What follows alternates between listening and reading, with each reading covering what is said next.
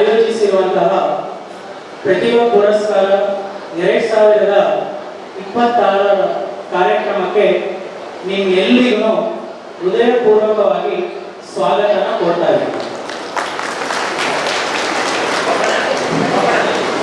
Good morning, respected elders, dignitaries of the dais, and our proud parents and shining stars of today's program, that is the students. A great welcome where we honor your merit, your hard work, your spirit of excellence. Welcome you all. ಇವತ್ತು ವಾಸವಿ ಯೋಜನಾ ಸಂಘ ಪ್ರತಿಭಾ ಪುರಸ್ಕಾರ 2026 ಕಾರ್ಯಕ್ರಮನ ಆಯೋಜಿಸಿರುವಂತ purpose ಬಂದ್ಬಿಟ್ಟು ನಿಮ್ಮ ಪ್ರತಿಭೆನ ಗುರುತಿಸುವಂತ ಪರ್ಪಸ್ಗೋಸ್ಕರ. ಪ್ರತಿಭಾ ಪುರಸ್ಕಾರ ಅಂದ್ರೆ ನಿಮ್ಮ ಪ್ರತಿಭೆಗೆ ಬೆಲೆ ಕಟ್ಟೋದಲ್ಲ. ಯಾವುದೇ ಕಾರಣಕ್ಕೂ ನಿಮ್ಮ ಪ್ರತಿಭೆಗೆ ಬೆಲೆ ಕಟ್ಟಕ್ಕೆ ಸಾಧ್ಯ ಇಲ್ಲ. ಅದರ ಬದಲಾಗಿ ನಿಮ್ಮ ಪ್ರತಿಭೆನ ಗುರುತಿಸುವಂತ ಸಲುವಾಗಿ, ನಿಮ್ಮ ಪ್ರತಿಭೆಗೆ ಒಂದು ಪ್ರಶಂಸೆಯನ್ನ ನೀಡುವಂತ ಸಲುವಾಗಿ ವಾಸಯೋಜನಾ ಸಂಘ ಚಳ್ಳಕೆರೆ ಕಳೆದ ಸುಮಾರು ವರ್ಷಗಳಿಂದ ಯಾವುದೇ ರೀತಿಯಾಗಿರುವಂತಹ ಜಾತಿ, ಮತ, ಧರ್ಮದ ಹಂಗಿಲ್ಲದೆ ಎಲ್ಲಾ ರೀತಿಯಾಗಿರುವಂತಹ ವಿದ್ಯಾರ್ಥಿಗಳಿಗೂ ಸಹ ಒಂದು ವೇದಿಕೆನ ಕಲ್ಪಿಸಿ ಅವರ ಪ್ರತಿಭೆನ ಪುರಸ್ಕಾರ ಮಾಡ್ತಾ ಇರುವಂತಹ ಕಾರ್ಯಕ್ರಮನ ಸುಮಾರು ವರ್ಷಗಳಿಂದ ಮಾಡ್ಕೊಂಡು ಬಂದಿದೆ. Each mark you score is a step towards your dream, and today Vasavi Yojana Sangha is proud to be part of your success journey. ಸ್ನೇಹಿತರೆ, ಈಗ ಕಾರ್ಯಕ್ರಮನ ಪ್ರಾರಂಭ ಮಾಡುವಂತ ಸಮಯ. ವೇದಿಕೆ ಮುಂಭಾಗದಲ್ಲಿರುವಂತ ಎಲ್ಲ ಗಣ್ಯರನ್ನ ವೇದಿಕೆ ಮೇಲೆ ಕರೆಯುವಂತ ಸಮಯ. ನಮ್ಮ ವಾಸವಿ ಯೋಜನಾ ಸಂಘದ ಎಲ್ಲ ಡೈರೆಕ್ಟರ್ಸ್ ನಾನು ಕೇಳ್ಕೊಳ್ತಾ ಇದ್ದೀನಿ, ವೇದಿಕೆಯ ಮುಂಭಾಗದಲ್ಲಿ ಕುಳಿತಿರುವಂತ ಮುಖ್ಯ ಅತಿಥಿಗಳನ್ನ ಅವರು ವೇದಿಕೆ ಮೇಲೆ ಕರ್ಕೊಂಡು ಬರಬೇಕಾಗಿ ಕೇಳ್ಕೊಳ್ತಾ ಇದ್ದೀನಿ.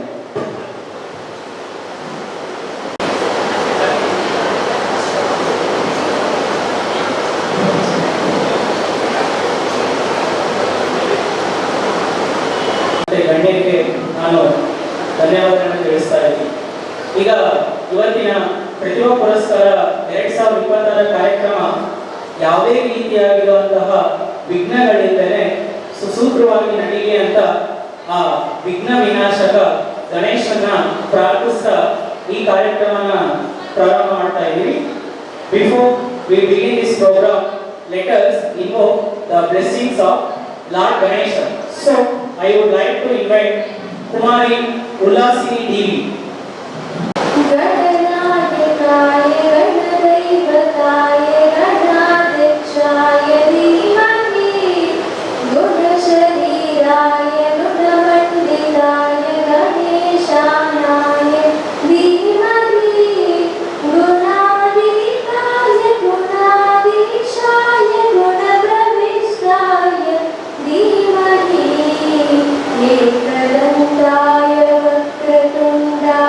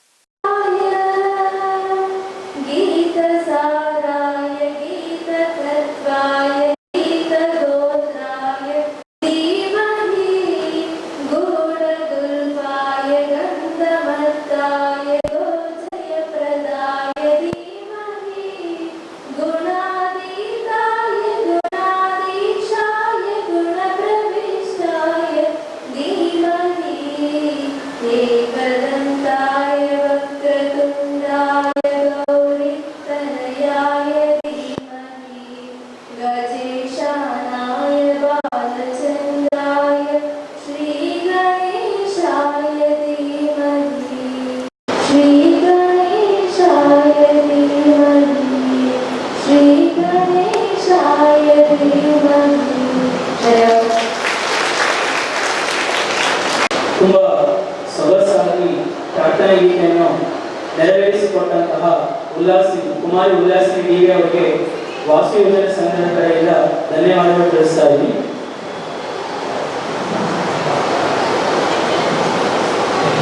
ಸ್ನೇಹಿತರೆ, ಪ್ರತಿಯೊಬ್ಬ ವಿದ್ಯಾರ್ಥಿಯ ದೆಸೆಯಲ್ಲಿ ಎಲ್ಲರಿಗೂ ಒಂದು ಕನಸು ಅಂತ ಇದೆ. ಪ್ರತಿಯೊಬ್ಬ ವಿದ್ಯಾರ್ಥಿ irrespective of the class, irrespective of the grade, irrespective of the street, ಯಾವುದೂ ಅಲ್ಲದೆ ಪ್ರತಿಯೊಬ್ಬ ವಿದ್ಯಾರ್ಥಿಯ ಒಂದು ಕನಸು ಅಂದ್ರೆ ತನ್ನ ಸಕ್ಸಸ್, ತನ್ನ ಯಶಸ್ಸು ಅಂತ. ಆ ಯಶಸ್ಸಿಗೆ ನಾಂದಿ ಆಗುವಂತ ಎಷ್ಟೋ ಸನ್ನಿವೇಶಗಳು ಅವ್ರ ಮುಂದೆ ಬರುತ್ತೆ. ಕೆಲವರು ಅದನ್ನ ಸರಿಯಾದ ದಾರಿಯಲ್ಲಿ ಉಪಯೋಗಿಸುವಂತಾರೆ, ಇನ್ನ ಕೆಲವರು ಅದನ್ನ ಕೆಟ್ಟ ರೀತಿಯಲ್ಲಿ ಉಪಯೋಗಿಸ್ಕೊಳ್ತಾರೆ. ನೀವು ನಾರ್ಮಲಿ ಕೇಳಿದ್ದೀರ ಸ್ನೇಹಿತರೆ, ಒಂದು ಪ್ರೋವರ್ಬ್ ಹೇಳ್ತಾರೆ ಇಂಗ್ಲಿಷ್ ಅಲ್ಲಿ, ಏನು ಅಂದ್ರೆ student life is a golden life ಅಂತ ಹೇಳ್ತಾರೆ. Student life is a golden life ಅಂತ. ಯಾವಾಗ ಸ್ಟೂಡೆಂಟ್ ಲೈಫ್ ಗೋಲ್ಡನ್ ಲೈಫ್ ಆಗುತ್ತೆ ಅಂದ್ರೆ ತನ್ನ ವಿದ್ಯಾರ್ಥಿ ದೆಸೆಯಲ್ಲಿ ಆ ವಿದ್ಯಾರ್ಥಿಗೆ ಸಿಕ್ಕಂತಹ ಪ್ರತಿಯೊಂದು ಆಪರ್ಚುನಿಟಿನ, ಪ್ರತಿಯೊಂದು ಅವಕಾಶನ ಆ ವಿದ್ಯಾರ್ಥಿ ಸರಿಯಾದ ರೀತಿಯಲ್ಲಿ ಉಪಯೋಗಿಸ್ಕೊಂಡ್ರೆ 100% ವಿದ್ಯಾರ್ಥಿ ಜೀವನ ಗೋಲ್ಡನ್ ಲೈಫ್. ಒಂದು ವೇಳೆ ವಿದ್ಯಾರ್ಥಿ ದೆಸೆಯಲ್ಲಿ ಅವರು ದಾರಿ ತಪ್ತಾರೆ ಅಂದ್ರೆ ಅವಾಗಲೇ ಹೇಳ್ತಾರೆ student life is a golden life ಅಲ್ಲ, student life is a golden life ಅಂತ. ಹಾಗಾಗಿ ಇವತ್ತಿನ ದಿನ ಈ ಸುಂದರ ಸಮಾರಂಭದಲ್ಲಿ ನಮ್ಮ ಕರೆಗೆ ಹೋಗ್ಬಿಟ್ಟು ಸರಿಸುಮಾರು 313 ಅಪ್ಲಿಕೇಶನ್ಸ್ ಬಂದಿದೆ. 2 SSLC ಮತ್ತೆ PUC ಅಲ್ಲಿ ಕ್ರೈಟೀರಿಯಾ ಹೇಳೋದಾದ್ರೆ SSLC ಎಕ್ಸಾಮಿನೇಷನ್ ಅಲ್ಲಿ 90% ಅಂಡ್ ಎಬೌವ್ ತಪ್ಪಿರುವಂತ ಸ್ಟೂಡೆಂಟ್ಸ್, PUC ಸ್ಟ್ರೀಮ್ ಅಲ್ಲಿ 85% ಅಂಡ್ ಎಬೌವ್ ತಪ್ಪಿರುವಂತ ಸ್ಟೂಡೆಂಟ್ಸ್ಗೆ ನಾವು ಕರೆ ಕೊಟ್ಟಾಗ ನಮ್ಮ ಕರೆಗೆ ಒಪ್ಪಿ 313 ರಿಂದ 317 ಅಪ್ಲಿಕೇಶನ್ಸ್ ಬಂದಿರುತ್ತೆ. ನಿಜವಾಗ್ಲೂ ಹೇಳ್ತಾ ಇದೀನಿ, ಇವತ್ತು ನೀವು ಕೇವಲ ನಿಮ್ಮ ತಂದೆ ತಾಯಿ, ನೀವು ಓದಿರುವಂತ ಶಾಲೆ, ಕಾಲೇಜ್ ಅಲ್ಲದೆ ಇಡೀ ನಮ್ಮ ಚಳ್ಳಕೆರೆಗೆ ಕೀರ್ತಿಯನ್ನ ತಂದಿರ್ತೀರ ನೀವು. ಹಾಗಾಗಿ ನಿಮ್ಮೆಲ್ಲರಿಗೂ ಒಂದ್ಸಾರಿ ಜೋರಾಗಿ ಚಪ್ಪಾಳೆ. ಈ ಫಲಿತಾಂಶದ ಹಿಂದೆ ಎಷ್ಟೋ ನಿದ್ದೆ ಇಲ್ಲಿರುವಂತ ರಾತ್ರಿಗಳನ್ನ ಕಳೆದಿರ್ತೀರ. ಈ ಫಲಿತಾಂಶದ ಹಿಂದೆ ಎಷ್ಟೇ ನಿದ್ದೆ ಇರುವಂತ ರಾತ್ರಿಗಳು ಕಳೆದಿರ್ತೀರ. ಎಕ್ಸಾಮ್ ಟೈಮ್ ಅಲ್ಲಿ ರಾತ್ರಿ ಹೊತ್ತು ಜಾಸ್ತಿ ಊಟ ಮಾಡಿದ್ರೆ ನಿದ್ದೆ ಬರುತ್ತಾ ಅಂತ ಹೇಳಿ ಹಸುವಿನಿಂದ ಓದಿ ಮಲಗಿರುವಂತ ಉದಾಹರಣೆಗಳು ಇರುತ್ತೆ. ಅದಕ್ಕಿಂತ ಮುಖ್ಯವಾಗಿ ಈ ಯಶಸ್ಸಿಗೆ ಮುಖ್ಯ ಪಾತ್ರ ಆಗಿರೋದು ಯಾರು ಅಂದ್ರೆ ನಿಮ್ ಜೊತೆಲಿರುವಂತಹ ನಿಮ್ಮ ತಂದೆ ತಾಯಿ. ನೀವೆಲ್ಲ ರಿಸಲ್ಟ್ ಬಂದಾಗ ಲ್ಯಾಪ್ಟಾಪ್ ಅಲ್ಲಿ, ಇಂಟರ್ನೆಟ್ ಅಲ್ಲಿ, ಮೊಬೈಲ್ ಅಲ್ಲಿ ರಿಸಲ್ಟ್ ನೋಡಿ ಖುಷಿ ಪಟ್ಟಿರ್ತೀರ. ಆ ಸ್ಕ್ರೀನ್ ನ ನೀವು ನೋಡ್ತಾ ಇರ್ತೀರಾ, ನಿಮ್ಮ ತಂದೆ ತಾಯಿ ನಿಮ್ಮ ಮಗುಗಳು ನೋಡ್ತಾ ಇರ್ತಾರೆ. ರಿಸಲ್ಟ್ ಸ್ಕ್ರೀನ್ ಮೇಲೆ ಡಿಸ್ಪ್ಲೇ ಆದ ತಕ್ಷಣ ನಿಮಗೆ ಗೊತ್ತಿಲ್ಲದೇನೆ ನಿಮ್ಮ ತಂದೆ ತಾಯಿ ಕಣ್ಣಲ್ಲಿ ನೀರು ತುಂಬಿಕೊಂಡಿರುತ್ತೆ. ಆ ಕಣ್ಣೀರು, ಆ ಆನಂದ ಇದೆಯಲ್ವಾ, ಅದಕ್ಕಿಂತ ಪ್ರಶಂಸನೀಯ ಕ್ಷಣ ನಿಮ್ಮ ಲೈಫಲ್ಲಿ ಯಾವುದು ಬರಲ್ಲ. ಆ ಸಮಯದಲ್ಲಿ ನಿಮ್ಮ ಫಲಿತಾಂಶ ನೋಡಿದಾಗ ನಿಮ್ಮ ತಂದೆ ತಾಯಿ ಕಣ್ಣಲ್ಲಿ ಆ ನೀರು ಬರುತ್ತಲ್ಲ, ಆನಂದ ಭಾಷ ಬರುತ್ತಲ್ವಾ, ಅದಕ್ಕಿಂತ ಸ್ಮರಣೀಯ ಕ್ಷಣ ಇನ್ನೊಂದು ಇಲ್ಲ ಅಂತ ಹೇಳ್ತಾ ಈಗ ಪ್ರತಿಭಾ ಪುರಸ್ಕಾರ 2026 ಕಾರ್ಯಕ್ರಮನ ಜ್ಯೋತಿ ಬೆಳಗುವ ಮುಖಾಂತರ ಪ್ರಾರಂಭ ಮಾಡ್ತಾ ಇದ್ವಿ. ಕ್ಷಮೆ ಇರಲಿ.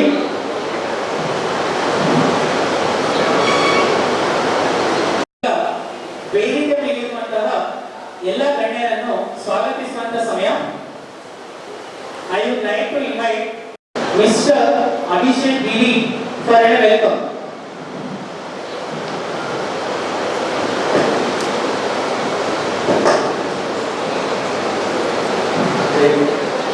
ಜೈ ವಾಸವಿ. ಎಲ್ಲರಿಗೂ ಹ್ಯಾಪಿ ಮಾರ್ನಿಂಗ್. ಏನು ವಿಪೇನ ಇದೆ ಮಕ್ಕಳಿಂದ? ಏನು marks, internal marks, less plus ಏನೂ ಇರಲ್ಲ. ದಯವಿಟ್ಟು ಬಾಯ್ಬಿಟ್ಟು ಮಾತಾಡಬೇಕು. ಎಲ್ಲರಿಗೂ ಹ್ಯಾಪಿ ಮಾರ್ನಿಂಗ್. ಇನ್ನ ಮೂಡಲೇ ಇದ್ದಂಗಿದ್ದಪ್ಪ. ನಿಮ್ಮ ಕಾರ್ಯಕ್ರಮಕ್ಕೂ ನೀವೇ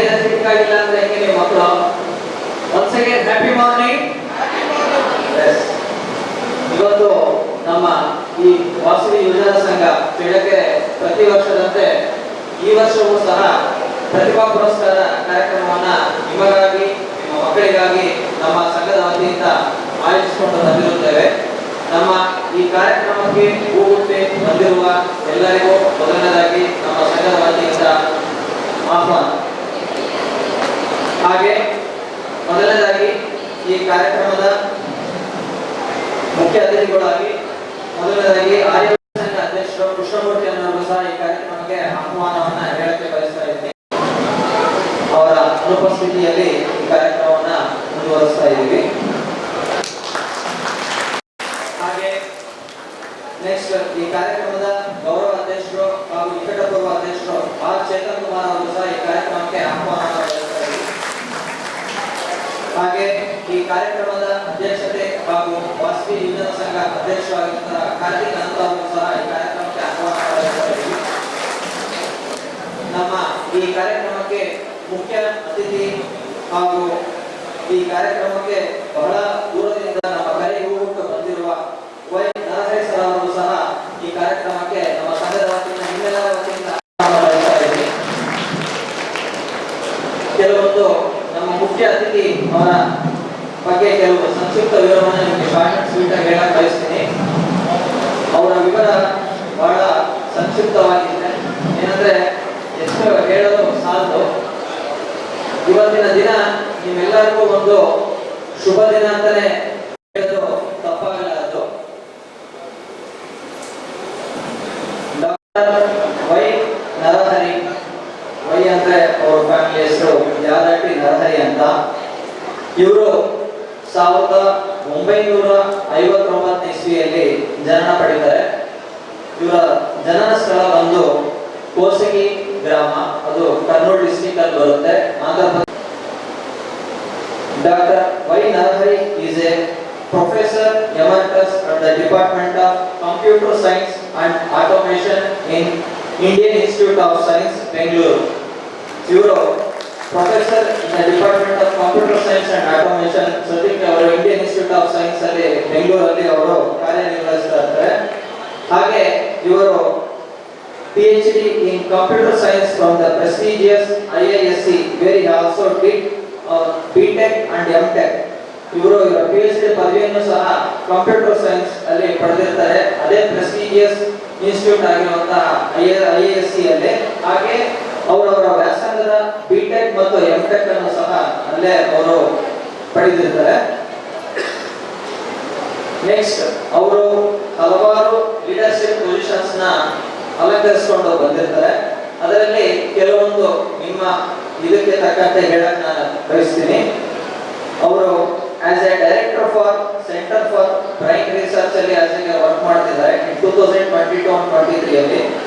ಹಾಗೆ dean of the division of EECS, electrical electronics and computer science ಸಹ ಅವರು ಡೀನ್ ಆಗಿ ಕೆಲಸ ಮಾಡಿರ್ತಾರೆ 2014ರಿಂದ 2021 ಇಸ್ವಿವರೆಗೂ. ಹಾಗೆ as A chairman of department of computer science and automation, ಇದರಲ್ಲೂ ಸಹ ಅವರು ಡೀನ್ ಆಗಿ ಕೆಲಸ ನಿರ್ವಹಿಸಿರ್ತಾರೆ.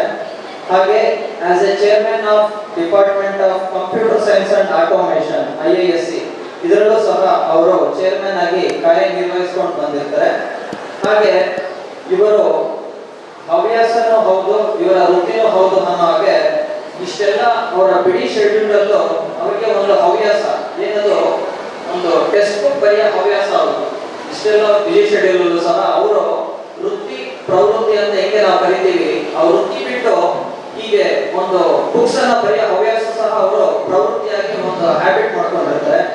ಹಾಗೆ he is the author of several textbooks including a textbook entitled through game theory and mechanism design ಅನ್ನೋ ಬುಕ್ನು ಸಹ ಅವರು ಒಂದು ಅವರ ಇದರಲ್ಲಿ ಬರೆದಿರ್ತಾರೆ.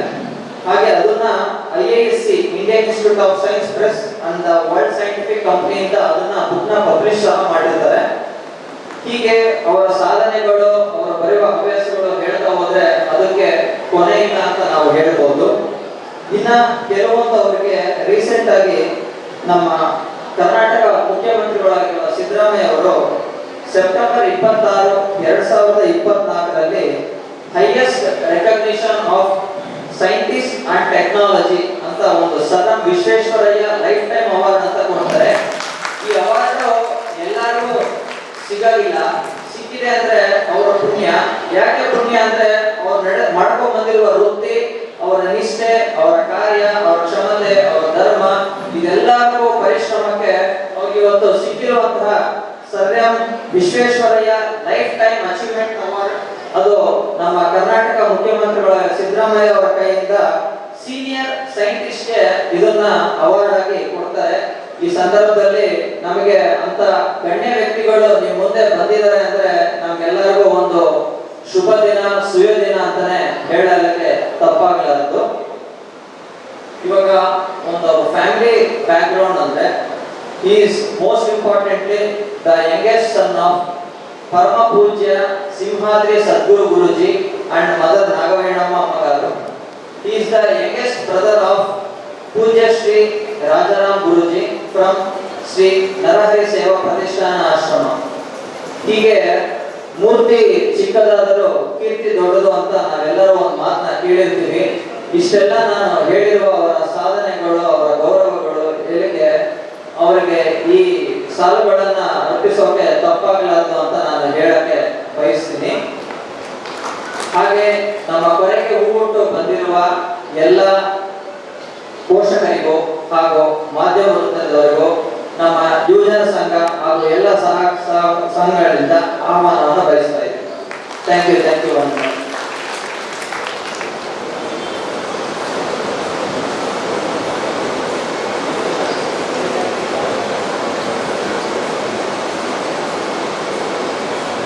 ಸ್ವಾಗತದ ಅಭಿಷೇಕ್ ಅವರಿಗೆ ಧನ್ಯವಾದಗಳು. ಸ್ನೇಹಿತರೆ, ಈಗ ಕಾರ್ಯಕ್ರಮದ ಉದ್ಘಾಟನೆ.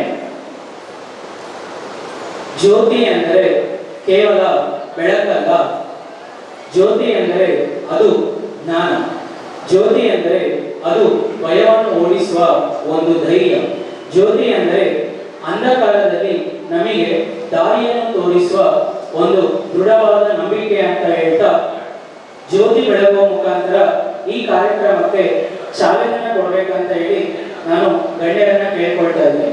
ಸರ್, ನಿಮ್ಮ ಕೈಯಾರ ಜ್ಯೋತಿ ಬೆಳೆಯುವ ಮುಖಾಂತರ ಈ ಕಾರ್ಯಕ್ರಮಕ್ಕೆ ಚಾಲನೆ ಕೊಟ್ಟು ಆ ಬೆಳಕು ಇಲ್ಲಿರುವಂತ ಎಲ್ಲಾ ವಿದ್ಯಾರ್ಥಿಗಳಿಗೂ ದಾರಿದೀಪ ಆಗಿ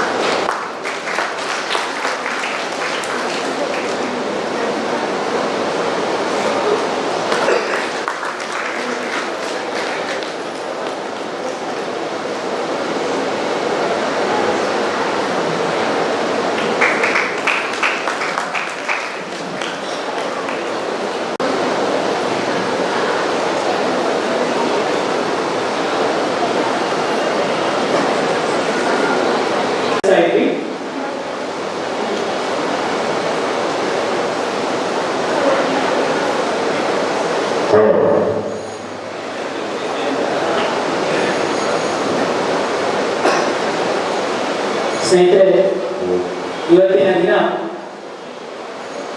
ನಮ್ಮ ಚಳ್ಳಕೆರೆ ತಾಲೂಕಲ್ಲಿ ಎಷ್ಟೋ ಸಾವಿರಾರು ಜನ SSLC ಪರೀಕ್ಷೆ ಮತ್ತು ದ್ವಿತೀಯ PUC ಪರೀಕ್ಷೆನ ಬರೆದಿದ್ದಾರೆ.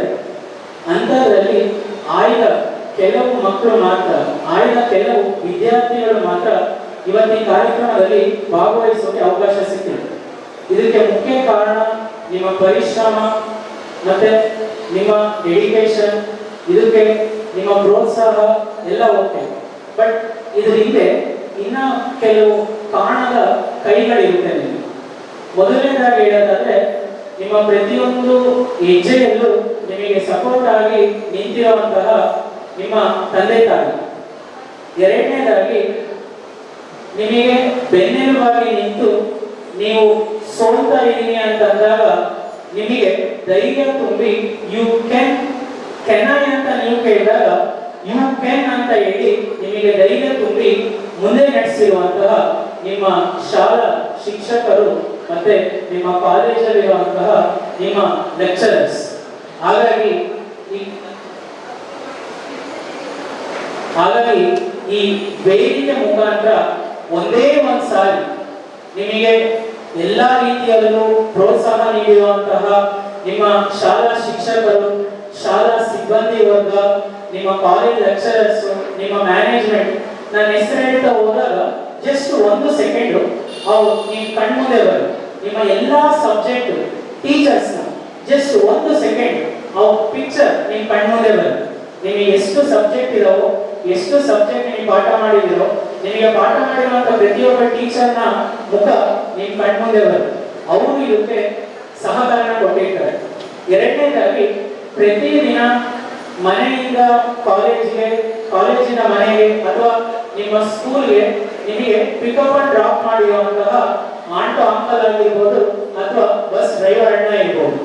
ಪ್ರತಿದಿನ ನೀವು ಕ್ಲಾಸ್ ರೂಮಿಗೆ ಹೋದಾಗ ಕ್ಲಾಸ್ ರೂಮ್ನ ಸ್ಟಡಿಗೆ ಅಂತ ನೀಟ್ ಮಾಡ್ತಿದ್ದಂತ ನಿಮ್ಮ ಕಾಲೇಜಿನ ಆಯಾಕ ಇರ್ಬೋದು, ಕಾಲೇಜಿನ ಮ್ಯಾನೇಜ್ಮೆಂಟ್ ಇರ್ಬೋದು, ಅವರೆಲ್ಲರನ್ನು ಒಂದೇ ಒಂದು ಕ್ಷಣ ನಾವು ನೆನೆಸುವಂತ ಕಾರ್ಯ ನಾವು ಮಾಡಲೇಬೇಕು. ಹಾಗಾಗಿ ಎಲ್ಲರಿಗೂ ಒಂದ್ಸಾರಿ ಜೋರಾಗಿ ಚಪ್ಪಾಳೆ ಮುಖಾಂತರ ಈ ವೇದಿಕೆಯಿಂದ ನಾವು ಅವರಿಗೆ ಇಲ್ಲಿನೇ ಒಂದು ಜೋರಾಗಿ, ಒಂದು ದೊಡ್ಡದಾಗಿರುವಂತ ಥ್ಯಾಂಕ್ಸ್ ನ ಹೇಳ್ತಾ ಇದ್ದೀವಿ.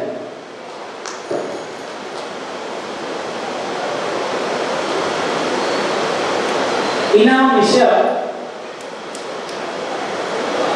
ವಿದ್ಯಾಭ್ಯಾಸಕ್ಕೋಸ್ಕರ, ನಿಮ್ಮ ಮಾರ್ಕ್ಸಿಗೋಸ್ಕರ, ನಿಮ್ಮ ಯಶಸ್ಸಿಗೋಸ್ಕರ ನೀವು ತುಂಬಾ ಕಷ್ಟಪಟ್ಟಿದ್ದೀರಾ. ಎಷ್ಟೋ ನಿದ್ರೆ ಇಲ್ಲಿರುವಂತ ರಾತ್ರಿಗಳನ್ನ ಕಳೆದಿದ್ದೀರಾ. ಅದೇ ರೀತಿ ನಾವು ನಮ್ಮ ಊರಲ್ಲಿ ಸಲೀಸಾಗಿ ರಾತ್ರಿ ಹೊಟ್ಟೆ ತುಂಬ ಊಟ ಮಾಡಿ ಕಣ್ತುಂಬ ನಿದ್ದೆ ಮಾಡ್ತಾ ಇದ್ದೀವಿ ಅಂದ್ರೆ ಅದಕ್ಕೆ ಇನ್ನ ಒಂದು ಕಾರಣ, ಗಡಿಯಲ್ಲಿ ದೇಶನ ಕಾಯ್ತಾ ಇರುವಂತಹ ನಮ್ಮ ಸೈನಿಕರು. ಎದುರುಗಡೆಯಿಂದ ಯಾವಾಗ ಯಾವ ಕ್ಷಣದಲ್ಲಿ ಯಾರು ದಾಳಿ ಮಾಡ್ತಾರೋ ಅಂತ ಗೊತ್ತಿರಲ್ಲ. ಆದ್ರೂ ಸಮೇತ 24/7 ಪ್ರತಿ ನಿಮಿಷನೂ ನಮಗೋಸ್ಕರ ಅವರು ಜೀವನ ತ್ಯಾಗ ಮಾಡ್ತಾ ಇರ್ತಾರೆ. ಎರಡನೇದಾಗಿ, ನಮ್ಮ ಈ 5 ಬೆರಳು ಊಟ ಮಾಡುವಂತ ಸಮಯದಲ್ಲಿ ನಮ್ಮ ಈ 5 ಬೆರಳು ನಮ್ಮ ಬಾಯಲ್ಲಿ ಹೋಗ್ತಾ ಇದೆ ಅಂದ್ರೆ ತನ್ನ 2 ಕೈಯಿಂದ ಹೊಲದಲ್ಲಿ ಗದ್ದೆಯಲ್ಲಿ ಕೆಲಸ ಮಾಡುವಂತ ರೈತ. ಈ ಒಂದು ಸುಂದರ ಸಮಾರಂಭದಲ್ಲಿ ನಮ್ಮ ದೇಶ ಕಾಯುವಂತ ಸೈನಿಕರಿಗೆ ಮತ್ತೆ ಅನ್ನ ಬೆಳೆಯುವಂತ ಅನ್ನದಾತ ರೈತ ಯಾರಿದ್ದಾರೋ ಅವರಿಗೆ ಎದ್ದು ನಿಂತು ಎಲ್ಲರೂ ಒಂದ್ಸಾರಿ ಒಂದು ಸ್ಮಾಲ್ ಟ್ರಿಬ್ಯೂಟ್ ನ ಕೊಡಬೇಕಾಗಿ ಕೇಳ್ಕೊಳ್ತಾ ಇದ್ದೀವಿ. ಒಂದು ಜೋರಾಗಿ ಚಪ್ಪಾಳೆನ ತಟ್ಟೋ ಮುಖಾಂತರ ಪ್ರತಿಯೊಬ್ಬ ಯೋಧನಿಗೂ, ಪ್ರತಿಯೊಬ್ಬ ರೈತನನ್ನ ನಾವು ಈ ಸುಂದರ ಸಮಾರಂಭದಲ್ಲಿ ಅವ್ರನ್ನ ನೆನೆಸಿ ಈ ಕಾರ್ಯಕ್ರಮನ ಮುಂದುವರಿಸ್ತಾ ಇದ್ವಿ. ಸ್ನೇಹಿತರೆ, ದಯವಿಟ್ಟು ಕುತ್ಕೋಬೇಡಿ, ಒಂದೇ ನಿಮಿಷ ಕುತ್ಕೋಬೇಡಿ. ನಿಮಗೆಲ್ಲ ಗೊತ್ತಿರೋ ಹಾಗೆ ಇದೇ ತಿಂಗಳ 10ನೇ ತಾರೀಕು ನಮ್ಮ ಜಿಲ್ಲೆಯವರಾದಂತಹ ಸ್ವತಃ ನಮ್ಮ ಚಳ್ಳಕೆರೆಯವರೇ ಆಗಿರುವಂತಹ ನಮ್ಮ ಪಕ್ಕದ ಹಿರಿಯೂರು ವಿಧಾನಸಭಾ ಕ್ಷೇತ್ರದ MLA ಆಗಿರುವಂತಹ ಶ್ರೀಯುತ ಡಿ ಸುಧಾಕರ್ ಸರ್ ಅವರು ನಿಧನರಾಗಿರುವಂತಹ ವಿಷಾದ ಸಂಗತಿ ನೀವೆಲ್ಲರಿಗೂ ಗೊತ್ತೇ ಇದೆ. ಈ ಸಮಾರಂಭದಲ್ಲಿ ಸುಧಾಕರ್ ಸರ್ ಅವ್ರನ್ನ ನೆನೆಯುವಂತ ಪರ್ಪಸ್ ಏನು ಅಂದ್ರೆ, ವಿದ್ಯಾರ್ಥಿಗಳ ಮೇಲೆ ಮತ್ತೆ ಯುವ ಶಕ್ತಿಯ ಮೇಲೆ ಅವರಿಗಿದ್ದಂತಹ ಅಪಾರವಾದಂತಹ ಕಾಳಜಿ. ಇವತ್ತು ನಿಮಗೆ ಗೊತ್ತಿದೆ, ಚಳ್ಳಕೆರೆಯ ಅಜ್ಜಿನಗುಡಿ ರಸ್ತೆಯಲ್ಲಿ ಶ್ರೀ ಸ್ವಾಮಿ ವಿವೇಕಾನಂದ ಅನ್ನೋ ಒಂದು ವಿದ್ಯಾಸಂಸ್ಥೆನ ಹುಟ್ಟಾಕಿದಂತಹ ವಿದ್ಯಾದಾತು ಅಂದ್ರೆ ಅದು ಸುಧಾಕರ್ ಸರ್ ಅವರು. ಅಲ್ಲಿ ಎಷ್ಟೋ ಬಡ ಮಕ್ಕಳಿಗೆ ಇವತ್ತು ಜ್ಞಾನಾರ್ಜನೆ ಕೊಡ್ತಾ ಇದೆ. ಒಂದು ಸುಧಾಕರ್ ಅವರು ಒಂದು ಕಾರ್ಯಕ್ರಮದಲ್ಲಿ ಹೇಳಿರುವಂತ ಮಾತು ನನಗೆ ತುಂಬಾ ಚೆನ್ನಾಗಿ ನೆನಪಿದೆ. ಒಬ್ಬ ವ್ಯಕ್ತಿಗೆ ನೀವು ಅನ್ನ ಕೊಟ್ರೆ ಅವನ ಅಕ್ಷರ ಸಂಪಾದನೆ ಮಾಡ್ತಾನೋ ಇಲ್ಲ ಗೊತ್ತಿಲ್ಲ, ಆದ್ರೆ ಒಬ್ಬ ವ್ಯಕ್ತಿಗೆ ನೀವು ಅಕ್ಷರ ಕೊಟ್ರೆ ಅವ್ನು 100% ಅನ್ನನ ಸಂಪಾದನೆ ಮಾಡ್ತಾನ ಅಂತ ಹೇಳಿರುವಂತ ಮಾತು ನಿಜವಾಗ್ಲೂ ತುಂಬಾ ಮೀನಿಂಗ್ಫುಲ್ ಆಗಿರುವಂತದ್ದು. ಹಾಗಾಗಿ ಅವರ ನಿಧನಕ್ಕೆ ನಾವೆಲ್ಲ ವಿಷಾದನ ತಿಳಿಸ್ತಾ ಅವರ ಆತ್ಮಕ್ಕೆ ಶಾಂತಿ ಸಿಗಲಿ ಅಂತ ಕೇಳ್ಕೊಳ್ತಾ, ಅವರ ಫ್ಯಾಮಿಲಿಗೆ, ಅವರ ಫ್ಯಾಮಿಲಿ ಮೆಂಬರ್ಸ್ಗೆ ದೇವರು ದುಃಖ ಭರಿಸುವಂತ ಶಕ್ತಿ ಕೊಟ್ಟು ಅವ್ರನ್ನ ಕಾಪಾಡಲಿ ಅಂತ ಕೇವಲ 1 ನಿಮಿಷಗಳ ಕಾಲ ಮೌನಾಚರಣೆನ ಆಚರಿಸಬೇಕಾಗಿ ಕೇಳ್ಕೊಳ್ತಾ ಇದ್ದೀನಿ. ಸ್ನೇಹಿತರೆ ರೆಡಿ ಅಂತ ಹೇಳ್ತೀನಿ. 1 ನಿಮಿಷಗಳ ಕಾಲ ಮೌನಾಚರಣೆ.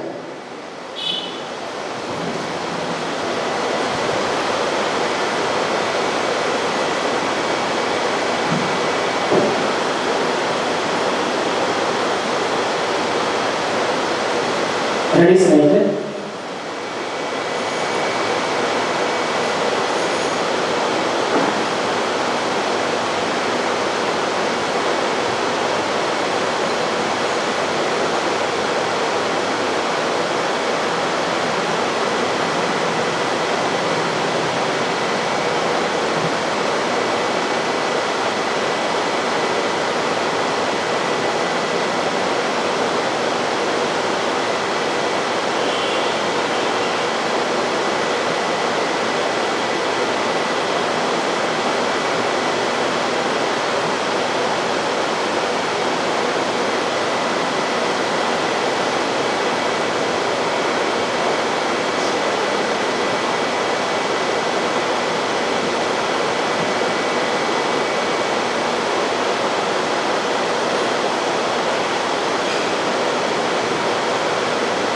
ಓಂ ಸದ್ಗತಿ. ದಯವಿಟ್ಟು ಎಲ್ಲರೂ ಕುತ್ಕೋಬೇಕಾಗಿ ವಿನಂತಿಸ್ತಾ ಇದ್ದೀನಿ.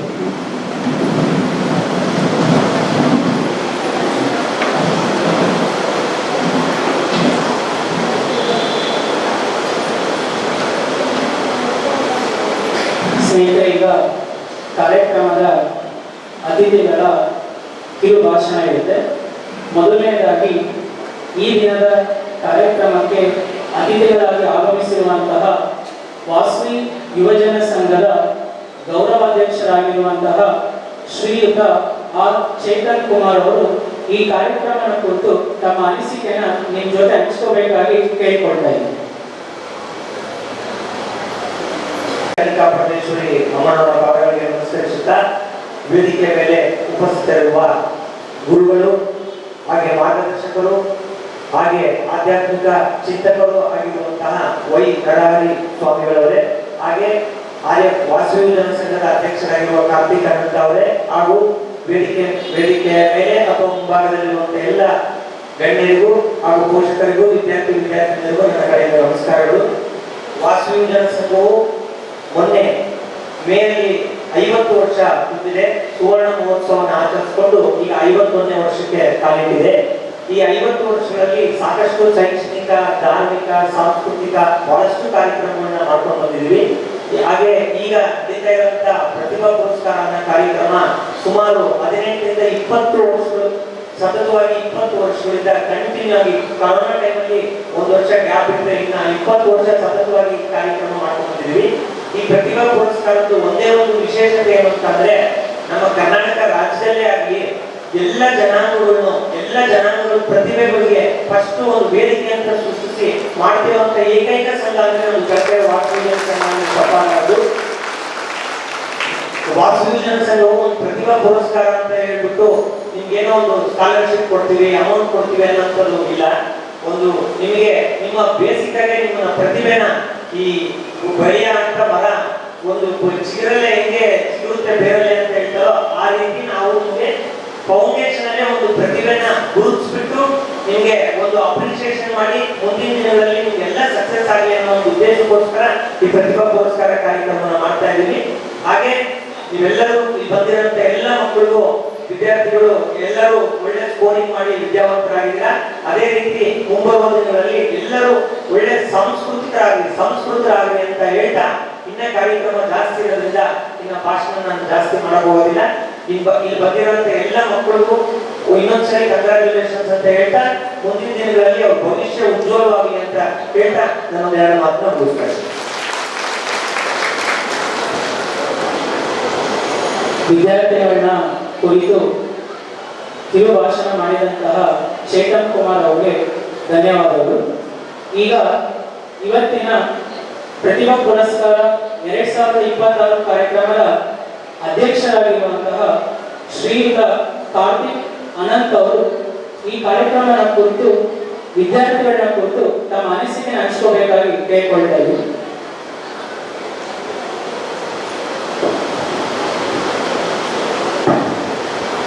ಜೈ ಬಾಸುರಿ.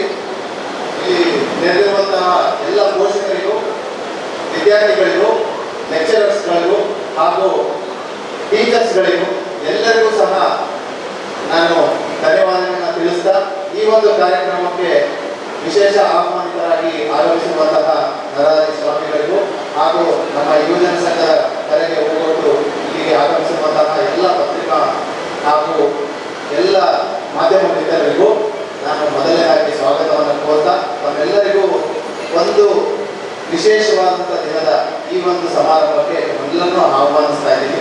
ಈ ಒಂದು ಕಾರ್ಯಕ್ರಮ ನಮ್ಮ ವಾಸವಿ ಯುವಜನ ಸಂಘದ ಬಹು ದೊಡ್ಡ ಕಾರ್ಯಕ್ರಮ ಆಗಿರುತ್ತೆ. ಈ ಒಂದು ಕಾರ್ಯಕ್ರಮ ಸುಮಾರು ನನಗೆ ತಿಳಿದಿರುವ ಹಾಗೆ ಒಂದು 25ರಿಂದ 30 ವರ್ಷಗಳಿಂದ ನಡೆಸ್ತಾ ಬಂದಿರುವಂತಹ ಕಾರ್ಯಕ್ರಮ. ಈ ಒಂದು ಕಾರ್ಯಕ್ರಮದಲ್ಲಿ ನಾವು ಒಂದನ್ನು ಸಂಕಲ್ಪ ಪಟ್ಟು, ಏನು ಯಾವುದೇ ಕಾರಣಕ್ಕೂ ನಮ್ಮ ಸಮಾಜದಲ್ಲಿ ನಮ್ಮ ಕಮ್ಯುನಿಟಿಗೆ ಮಾತ್ರನೇ ಸೀಮಿತವಾಗಿರ್ತದೆ, ಎಲ್ಲ ಧರ್ಮಗಳಿಗೂ, ಎಲ್ಲ ಜಾತಿಯವರಿಗೂ, ಎಲ್ಲ ವಿದ್ಯಾರ್ಥಿಗಳಿಗೂ ಈ ಒಂದು ಪ್ರತಿಭಾ ಪುರಸ್ಕಾರ ರೀಚ್ ಆಗಬೇಕು.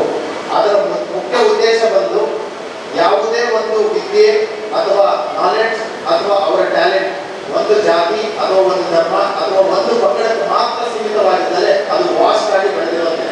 ಇವಾಗ ಸಪೋಸ್ ಎಲ್ಲರಿಗೂ ಒಂದು ಸಣ್ಣದಾದಂಥ ಒಂದು ಎಕ್ಸಾಂಪಲ್ ಹೇಳಬೇಕು ಅಂತಂದ್ರೆ, ನಮಗೆ ಪಾಠ ಮಾಡುವಂಥ ಗುರುಗಳು ನಮ್ಮ ಜಾತಿಯವರೇ ಅಂತ ನಾವು ಹುಡುಕಲ್ಲ, ಅಥವಾ ಈ ಪುಸ್ತಕ ಬರೆದಂಥವ್ರು ಯಾರು ಅಂತ ನೋಡಿದಾಗ ನಮ್ಮ ಜಾತಿಯವರೇನಾ ಅಥವಾ ಬೇರೆ ಜಾತಿನಾ ಅಂತ ನೋಡಲ್ಲ.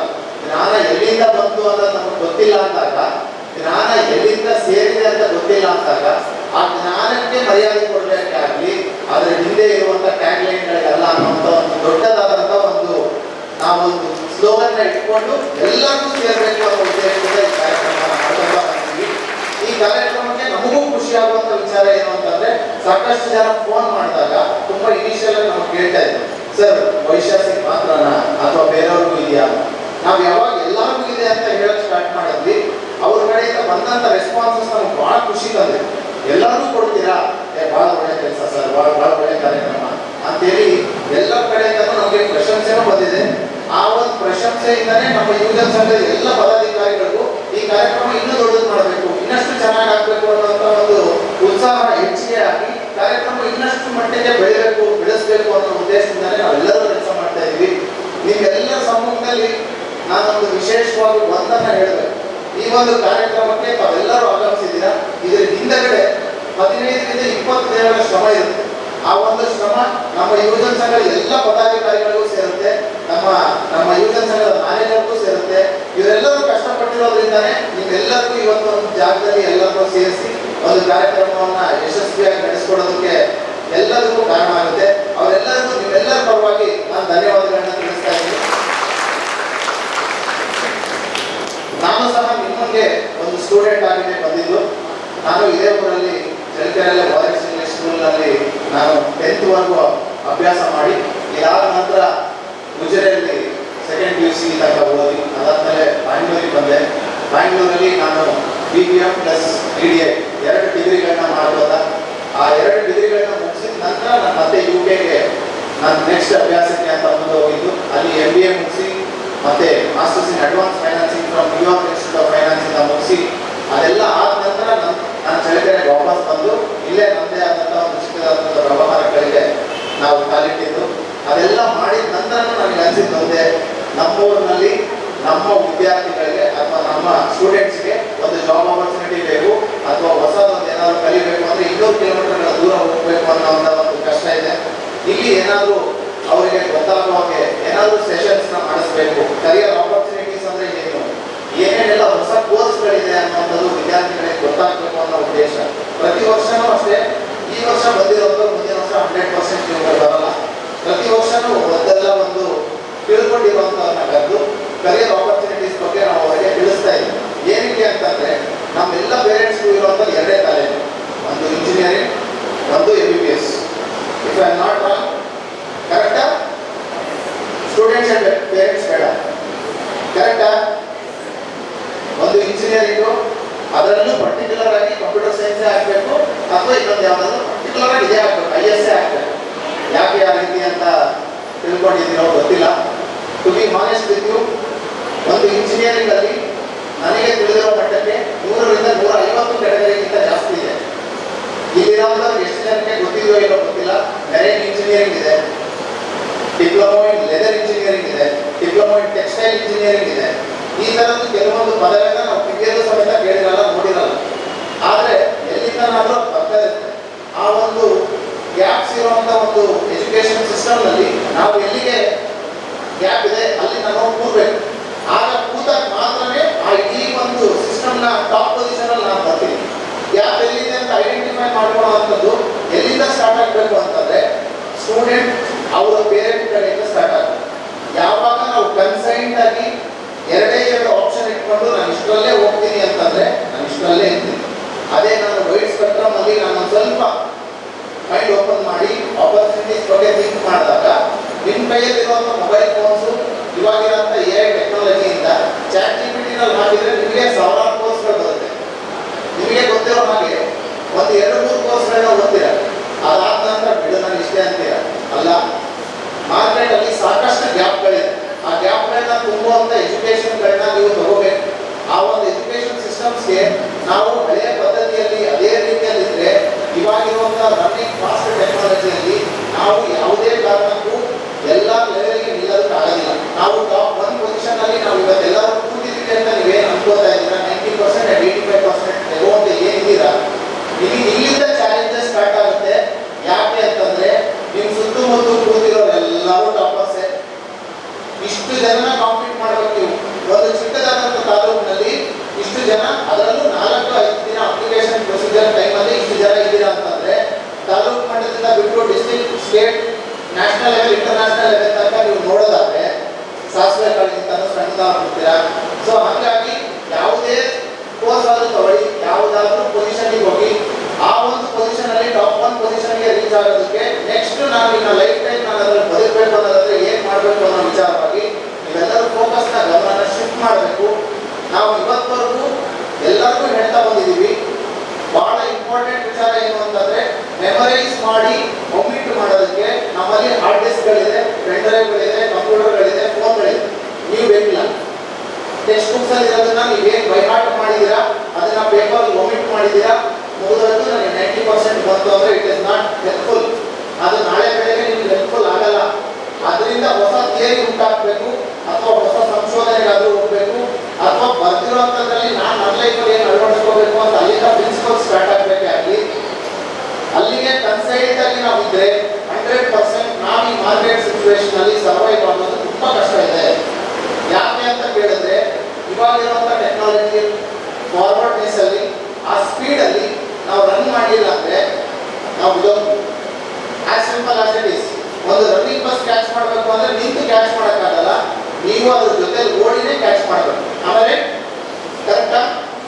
ಸೊ ಆ ಫೇಸ್ಗೆ ನೀವು ರನ್ನಿಂಗ್ ಬಂದ್ರೆ ಮಾತ್ರನೇ ನೀವೊಂದು ಹೊಸ ಪೊಟೆನ್ಷಿಯಲ್ ಕೋರ್ಸಸ್ ಅಥವಾ ಗ್ರೋತ್ಗೆ ಬರೋದಕ್ಕೆ ಸಾಧ್ಯ ಆಗುತ್ತೆ.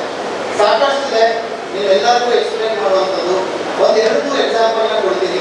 ನಿಮಗೆ ಗೊತ್ತಿರೋ ಹಾಗೆ ಇವಾಗಿರುವಂಥ ಒಂದು ಕೋರ್ಸಸ್ ವಿಚಾರವಾಗಿ ನಿಮಗೆ ಎಷ್ಟು ನಾಲೆಡ್ಜ್ ಇದೆಯೋ ಅಷ್ಟು ಮಾತ್ರನೇ ನೀವು ಇಟ್ಕೋಬೇಡಿ. ಒಂದು 2-3 ದಿನಗಳ ಕಾಲ ಟೈಮ್ ತಗೊಳ್ಳಿ, ಹೊಸ ಕೋರ್ಸಸ್ನ ಹುಡುಕಿ, ಬೇರೆ ಕಡೆ ಇದೆಯಾ ಹೋಗಿ ಬನ್ನಿ.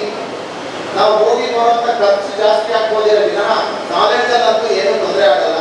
2-3 ಕಡೆ ವಿಚಾರಿಸ್ಬಿಟ್ಟು ನಾನು ನನ್ನ ಟೆಕ್ನಾಲಜಿನ ಎಲ್ಲಿ ಉಪಯೋಗಿಸ್ಬೋದು ಅಥವಾ ನನಗಿರೋ ನನಗಿರುವಂಥ ನಾಲೆಡ್ಜ್ ಬೇಸಿಸ್ ಮೇಲೆ ನಾನು ಯಾವ ಕೋರ್ಸ್ ತಗೊಂಡ್ರೆ ಒಳ್ಳೆಯದು ಅನ್ನೋದನ್ನ ಡಿಸೈಡ್ ಮಾಡಿ ಬಿಫೋರ್ ಆ್ಯಂಡ್ ಅಕ್ಕಪಕ್ಕದ ಮನೆಯವ್ರ ಜೊತೆ ಕಾಂಪೀಟ್ ಮಾಡೋದನ್ನ ನಿಲ್ಲಿಸಿ ಅವ್ರ ಮಗ ಇಂಜಿನಿಯರ್ ಆದ, ನನ್ನ ಮಗನೂ ಇಂಜಿನಿಯರ್ ಆಗಬೇಕು ಅಥವಾ ನನ್ನ ಮಗಳು ಇಂಜಿನಿಯರ್ ಅಥವಾ ಡಾಕ್ಟರ್ ಆಗಲೇಬೇಕು ಅನ್ನೋ ಕಾಂಪಿಟೇಷನ್ ನಿಲ್ಲಿಸಿ ರ್ಯಾಟ್ ರೇಸಲ್ಲಿ ಇರಬೇಡಿ. 100% ನೀವು ಯಾವಾಗ ರ್ಯಾಟ್ ರೇಸಲ್ಲಿ ಎಂಟರ್ ಆಗ್ತೀರಾ ಟ್ರೋಫಿ ತಾನು ಮನೆಗೆ ಹೋಗ್ತೀರಾ, ಅಷ್ಟು ಬಿಟ್ಟರೆ ಏನೂ ಮಾಡಲ್ಲ. ನೀವು ಗೆದ್ದಿರುವಂಥ ಸಂತೋಷನೂ ಮಾಡೋಕ್ಕಾಗಲ್ಲ. ಹಾಗಾಗಿ ರ್ಯಾಟ್ ರೇಸ್ ಮಾಡಬೇಡಿ. There are several plenty courses, ನಮಗೆ ಗೊತ್ತಿರೋ ಹಾಗೆ ಸಾಕಷ್ಟು ಕೋರ್ಸಸ್ ಇದೆ. ನಿಮ್ಗೆಲ್ಲರಿಗೂ ಗೊತ್ತಿದೆಯೋ ಇಲ್ಲೋ I am not sure. Finger modelling ಅಂತ ಒಂದು ಜಾಬ್ ಇದೆ, ಯಾರಿಗಾದ್ರೂ ಗೊತ್ತಾ? ಅಂದರೆ ನಿಮ್ಮೆಲ್ಲ ಮನೆಗಳಲ್ಲೂ ಟಿವಿಯಲ್ಲಿ ಅಡ್ವರ್ಟೈಸ್ಮೆಂಟ್ ಬರುತ್ತೆ, ಫಿಂಗರ್ ರಿಂಗ್ಗಳು, ಬ್ರಾಸ್ಲೆಟ್ಗಳು ಅಥವಾ ಜ್ಯುವೆಲ್ಲರಿಗಳೆಲ್ಲ ಬರುತ್ತೆ. ಇಷ್ಟು ಮಾತ್ರ ಬಳಸ್ಕೋತಾರೆ, ಅವ್ರ ಕೈನ ಆರ್ಮ್ ಪಾರ್ಟ್ ಮಾತ್ರ ಬಳಸ್ಕೋತಾರೆ. ಅದನ್ನ ಮಾಡೆಲಿಂಗ್, ಫಿಂಗರ್ ಮಾಡೆಲಿಂಗ್ ಅಥವಾ ಹ್ಯಾಂಡ್ ಮಾಡೆಲಿಂಗ್, ಶೂಗೆ ಫುಟ್ ಮಾಡೆಲಿಂಗ್ ಅಂತ ಬಳಸ್ಕೋತಾರೆ. ಅಷ್ಟು ಮಾತ್ರನೇ ಅವ್ರ ಪಾದ ನೀಟಾಗಿ ಮೇಂಟೈನ್ ಮಾಡಿರ್ತಾರೆ. ಅದಕ್ಕೋಸ್ಕರ ಒಂದು ಆ್ಯಡ್ಗೆ ಅವ್ರಿಗೆ ಕನಿಷ್ಠ ಪಕ್ಷ ಅಂದ್ರೆ 2 ಲಕ್ಷ ರೂಪಾಯಿ ರೆಮ್ಯುನರೇಷನ್ ಕೊಡ್ತಾರೆ. ಆ ಥರ 1000 ಕೋರ್ಸ್ಗಳಿದ್ದಾವೆ. ನೀವೆಲ್ಲರಿಗೂ ಗೊತ್ತಿರೋ ಅರ್ಬನ್ ಕ್ಲಾಪ್ ಅನ್ನೋ company it was a zero waste company. ನಮ್ಮೂರಲ್ಲೂ ಅಷ್ಟೇ 4 ಜನ ಅಮ್ಮಾರು ಬೇಕು ಅಥವಾ ಕೂಲಿಯವರು ಬೇಕು ಅಂದರೆ ನಾವು ಯಾರನ್ನಾದ್ರೂ ಒಬ್ಬರನ್ನ ಹುಡುಕಿ 4 ಜನ ಕರ್ಕೊಂಬರಪ್ಪ, ದಯವಿಟ್ಟು ಇಷ್ಟು ಕೆಲಸ ಇದೆ ಅಂತ ನಾವು ಹೇಳ್ತೀವಿ. ಅದನ್ನೇ ಪ್ರೊಫೆಷನಲೈಸ್ ಮಾಡಿ ಅರ್ಬನ್ ಕ್ಲಾಪ್ ಕಂಪನಿ ಮಾಡಿದ್ರು. ನೀವು ಆ್ಯಪಲ್ಲಿ ಬುಕ್ ಮಾಡಿದ್ರೆ ಮನೆಗೆ ಬಂದು ಕ್ಲೀನ್ ಮಾಡಿ ಹೋಗ್ತಾರೆ. This is what happen, right? ಆದರೆ ಇಲ್ಲಿ ನಾವು ಕರೆಯುವಂಥ ಮನುಷ್ಯ ಯಾರು ಹೆಡ್ ಇರ್ತಾನೆ ಅವನು ಇವತ್ತು ಸಮೇತ 500 ಅಥವಾ 1000ದಲ್ಲೇ ಇದೆ. ಅರ್ಬನ್ ಕ್ಲಾಪ್ ಕಂಪನಿ ಅನ್ನುವಂಥ ಕಂಪನಿ ಇವತ್ತು it is turn over is more than 1200 crores, 1200 ಕೋಟಿಗಿಂತ ದೊಡ್ಡದಿದೆ. ಲಾಂಡ್ರಿ ಸೆಗ್ಮೆಂಟ್ ಅಲ್ಲಿ ಯಾರಿಗೂ ಗೊತ್ತಿಲ್ಲದಷ್ಟು ದೊಡ್ಡ ಬಿಸ್ನೆಸ್. ಆ ಥರ ಸಾವಿರಾರು ಇದೆ. ನೀವು ಇಷ್ಟಕ್ಕೆ ಮಾತ್ರ ರಿಸ್ಟ್ರಿಕ್ಟ್ ಆಗಬೇಡ್ರಿ ಅಂತ ಹೇಳ್ತಾ ಹೊಸ ವೈಡ್ ಆಪರ್ಚುನಿಟೀಸ್ ಓಪನ್ ಅಪ್ ಆಗಲಿ, ನಿಮಗೂ ಹೊಸ ನಾಲೆಡ್ಜ್ಗಳು ಬರಲಿ ಅಂತಾನೆ ತುಂಬ ಹೆಲ್ಪ್ಫುಲ್ ಆಗುವಂಥ ರಿಸೋರ್ಸ್ಫುಲ್ ಪರ್ಸನ್ಗಳನ್ನ ಕರೆದಿರ್ತೀವಿ.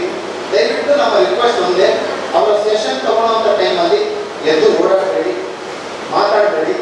ನಿಮ್ಮ ಫ್ಯೂಚರ್ಗೋಸ್ಕರ ಇನ್ವೆಸ್ಟ್ ಮಾಡ್ತಿರೋ ಒಂದು ½ ಅವರ್ ಅಥವಾ 1 ಅವರ್ ಅಂತ ಟೈಮ್ನ ಕನ್ಸಿಡರೇಷನ್ ಇಟ್ಕೊಂಡು ಅವರು ಸೆಷನ್ ಕೊಡೋದಕ್ಕೆ ಬೆಂಗಳೂರಿಂದ ಬೆಳಗ್ಗೆ ಅವರು 3:30-4 ಗಂಟೆಗೆ ಎದ್ದು ರೆಡಿಯಾಗಿ ಅವರು ಡೈಲಿನ ಕಾರ್ಯಕ್ರಮಗಳನ್ನ ಮುಗಿಸ್ಕೊಂಡು ಅಲ್ಲಿಂದ ಹೊರಟು ಬಂದು 10 ಗಂಟೆ ಡಾಟ್ ನಾನು ಇರ್ತೀನಿ ಅಂತ ಹೇಳಿದ್ರು.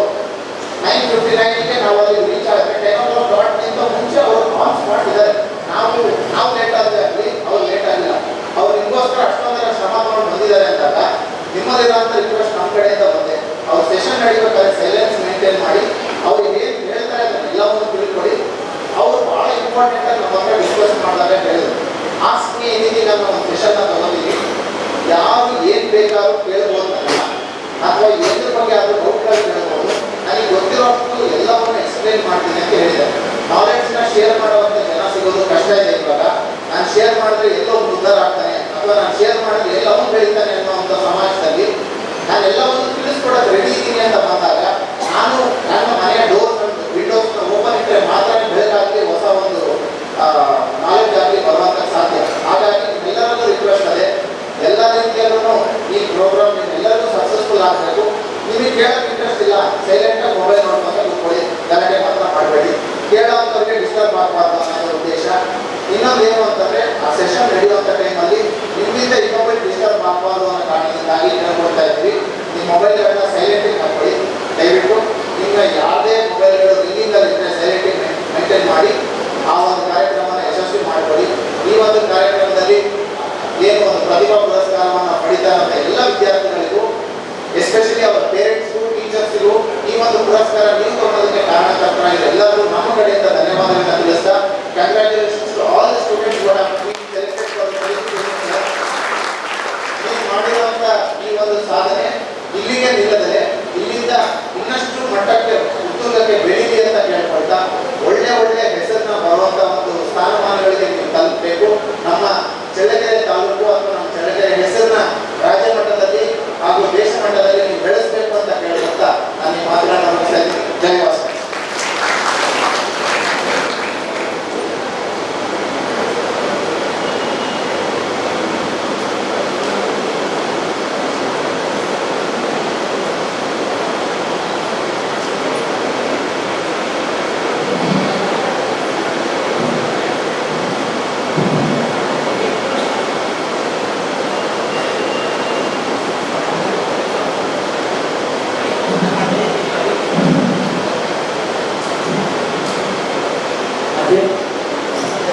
ಅಧ್ಯಕ್ಷರ ಭಾಷಣ ಮಾಡಿದಂತಹ ಶ್ರೀಯುತ ಕಾರ್ತಿಕ್ ಅನಂತ್ ಅವರಿಗೆ ಧನ್ಯವಾದಗಳನ್ನು ತಿಳಿಸ್ತಾ ಇವತ್ತಿನ ವಿಶೇಷ ಆಹ್ವಾನಿತರು ಸಂಪನ್ಮೂಲ ವ್ಯಕ್ತಿಗಳಾಗಿರುವಂತಹ professor Y Narahari, computer science and automation department, Indian Institute of Science, Bengaluru.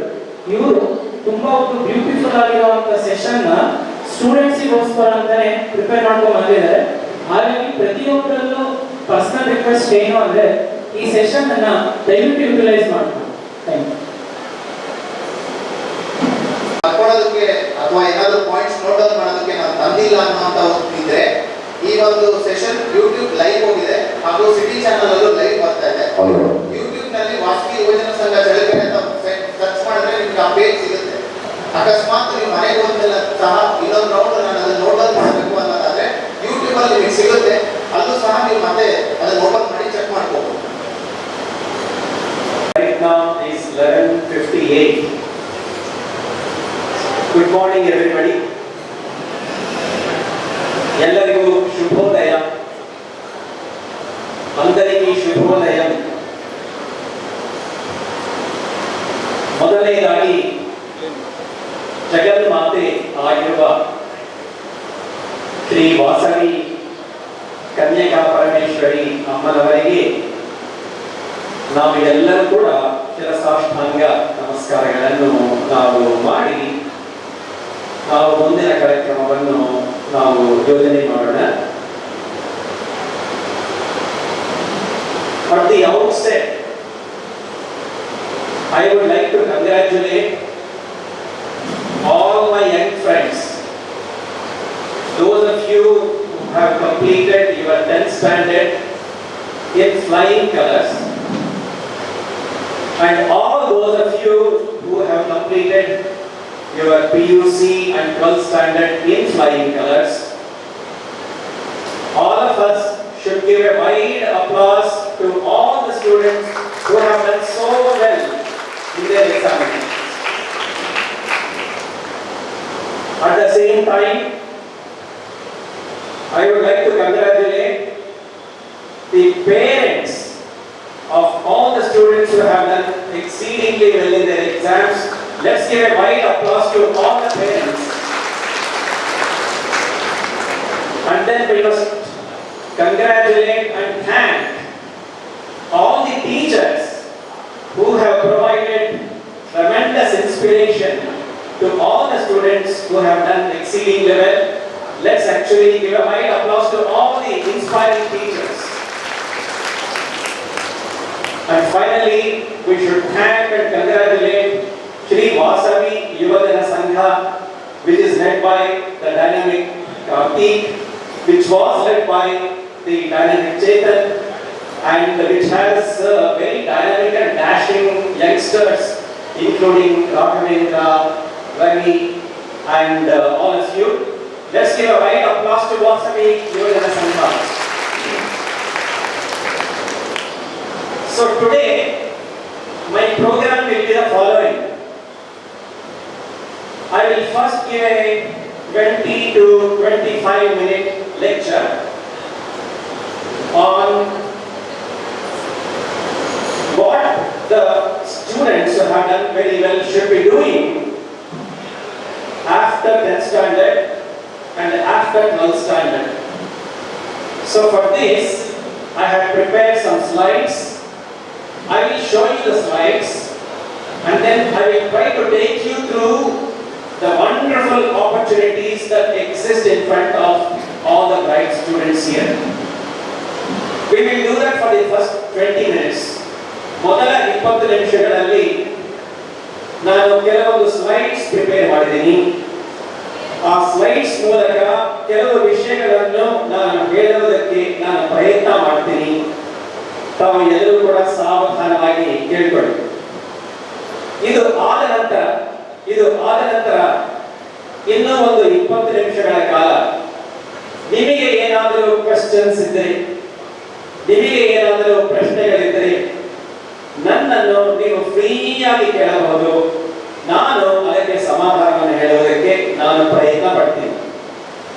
ನೀವು ಕೇಳುವ ಪ್ರಶ್ನೆಗೆ ನನಗೆ ಸಮಾಧಾನ ಗೊತ್ತಿದ್ದರೆ ನಾನು ಆ ಸಮಾಧಾನವನ್ನು ನೀಡುವುದಕ್ಕೆ ನಾನು ಪ್ರಯತ್ನ ಪಡ್ತೀನಿ.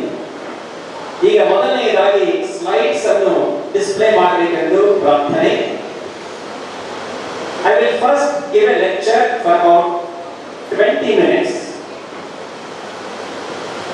Now the title of this lecture is A New World of Opportunities. ನಮಗೆ ಬೇಕಾದಷ್ಟು ಅವಕಾಶಗಳಿದೆ. This particular presentation is completely focused on the 10th standard students and the 12th standard students who have successfully completed their program. We'll go to the next slide. Can we go to the next slide?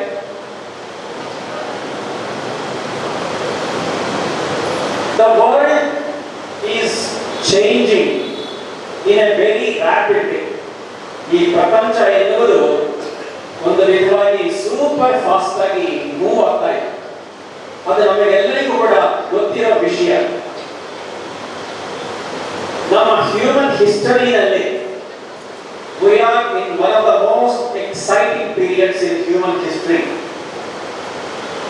ಈ ಒಂದು ಸಂದರ್ಭದಲ್ಲಿ ನಮ್ಮ ದೇಶಕ್ಕೆ ಬೇಕಾಗಿರೋದು we need brilliant scientists, we need brilliant innovators, we need brilliant entrepreneurs, system builders, teachers and problem solvers. ಇವರೆಲ್ಲರೂ ಕೂಡ ನಮ್ಮ ದೇಶಕ್ಕೆ ಈಗ ಬೇಕಾಗಿದೆ. ಈಗ ಇರೋ ಸಬ್ಜೆಕ್ಟ್ಸ್ ಎಲ್ಲ ನೋಡಿದರೆ ತಮಗೆಲ್ಲರಿಗೂ ಕೂಡ ಗೊತ್ತು, ಆರ್ಟಿಫಿಷಿಯಲ್ ಇಂಟೆಲಿಜೆನ್ಸ್ ಎನ್ನುವುದು it is sweeping the entire world. AI, robotics, ನಿಮಗೆ ರೋಬೋಟ್ಸ್ ಬಗ್ಗೆ ಗೊತ್ತು, genomics, quantum computing, space exploration, ಇವುಗಳು ಎಲ್ಲವೂ ಕೂಡ these are some of the exciting topics of the future. So all those of you who have finished your 10th standard and also 12th standard, you have an excellent opportunity to explore all these exciting topics. We'll go to the next slide. Karthik ಅವರ ಒಂದು ವಿಷಯ ಹೇಳ್ತಾ ಇದ್ರು, ಎಲ್ಲರೂ ಕೂಡ 12th standard ಆದ ಕೂಡಲೇ ನೀನು ಇಂಜಿನಿಯರಿಂಗ್ ಹೋಗ್ತೀಯಾ, ನೀನು ಮೆಡಿಸಿನ್ ಹೋಗ್ತೀಯಾ ಎನ್ನೋ ಒಂದು ಪ್ರಶ್ನೆ. ನೀವು ಈ ಸ್ಲೈಡ್ ನೋಡಿದ್ರೆ there is plenty beyond engineering and medicine. Engineering ಮಾತ್ರ ಅಲ್ಲ, ಮೆಡಿಸಿನ್ ಮಾತ್ರ ಅಲ್ಲ, both engineering and medicine provide plenty of opportunities. However, beyond engineering, beyond medicine, there are tremendous opportunities. ಇದರಲ್ಲಿ ನೋಡಿ, pure sciences, physics, chemistry, mathematics, biology, ಈ ವಿಷಯಗಳಲ್ಲಿ pure sciences ಅಲ್ಲಿ ನೀವು 12th ಸ್ಟ್ಯಾಂಡರ್ಡ್ ಆದ ನಂತರ ನೀವು ಹೈಯರ್ ಎಜುಕೇಶನ್ ಮಾಡಿದರೆ ನೀವು ನಿಜವಾಗಿ ಕೂಡ ವರ್ಲ್ಡ್ ಫೇಮಸ್ ಸೈಂಟಿಸ್ಟ್ ಆಗಬಹುದು. ಅಷ್ಟೇ ಅಲ್ಲ, economics, quantitative finance, management, social sciences, law, public policy, psychology, literature, ಇವು ಎಲ್ಲ ಇಂಜಿನಿಯರಿಂಗ್ ಅಲ್ಲ, ಮೆಡಿಸಿನ್ ಅಲ್ಲ. ಆದರೆ ಈ ವಿಷಯಗಳಲ್ಲಿಯೂ ಕೂಡ, ಈ ಸಬ್ಜೆಕ್ಟ್ಸ್ ಅಲ್ಲಿಯೂ ಕೂಡ ನಿಮಗೆ ಬೇಕಾದಷ್ಟು ಆಪರ್ಚುನಿಟೀಸ್ ಇದೆ. You should not ignore the excellent opportunities that you have in these subjects also. ಅಷ್ಟೇ ಅಲ್ಲ, ಅಗ್ರಿಕಲ್ಚರ್. ಈಗ ನೋಡಿ, ನನ್ನ ರಿಸರ್ಚ್ ಅಲ್ಲಿ ಇಂಡಿಯನ್ ಇನ್ಸ್ಟಿಟ್ಯೂಟ್ ಆಫ್ ಸೈನ್ಸ್ ಅಲ್ಲಿ ಇಂಡಿಯನ್ ಅಗ್ರಿಕಲ್ಚರ್ ವಿಷಯದಲ್ಲಿ ಆರ್ಟಿಫಿಷಿಯಲ್ ಇಂಟೆಲಿಜೆನ್ಸ್ ಯಾವ ವಿಧವಾಗಿ ನಾವು ಬಳಸಬಹುದು ಎನ್ನುವ ವಿಷಯದ ಬಗ್ಗೆ ನಾನು ಮತ್ತು ನನ್ನ ವಿದ್ಯಾರ್ಥಿಗಳು ಪರಿಶೋಧನೆ ಮಾಡ್ತಾ ಇದ್ದೀವಿ. So all of these are going to have tremendous applications in agriculture, food technology, climate science and health care.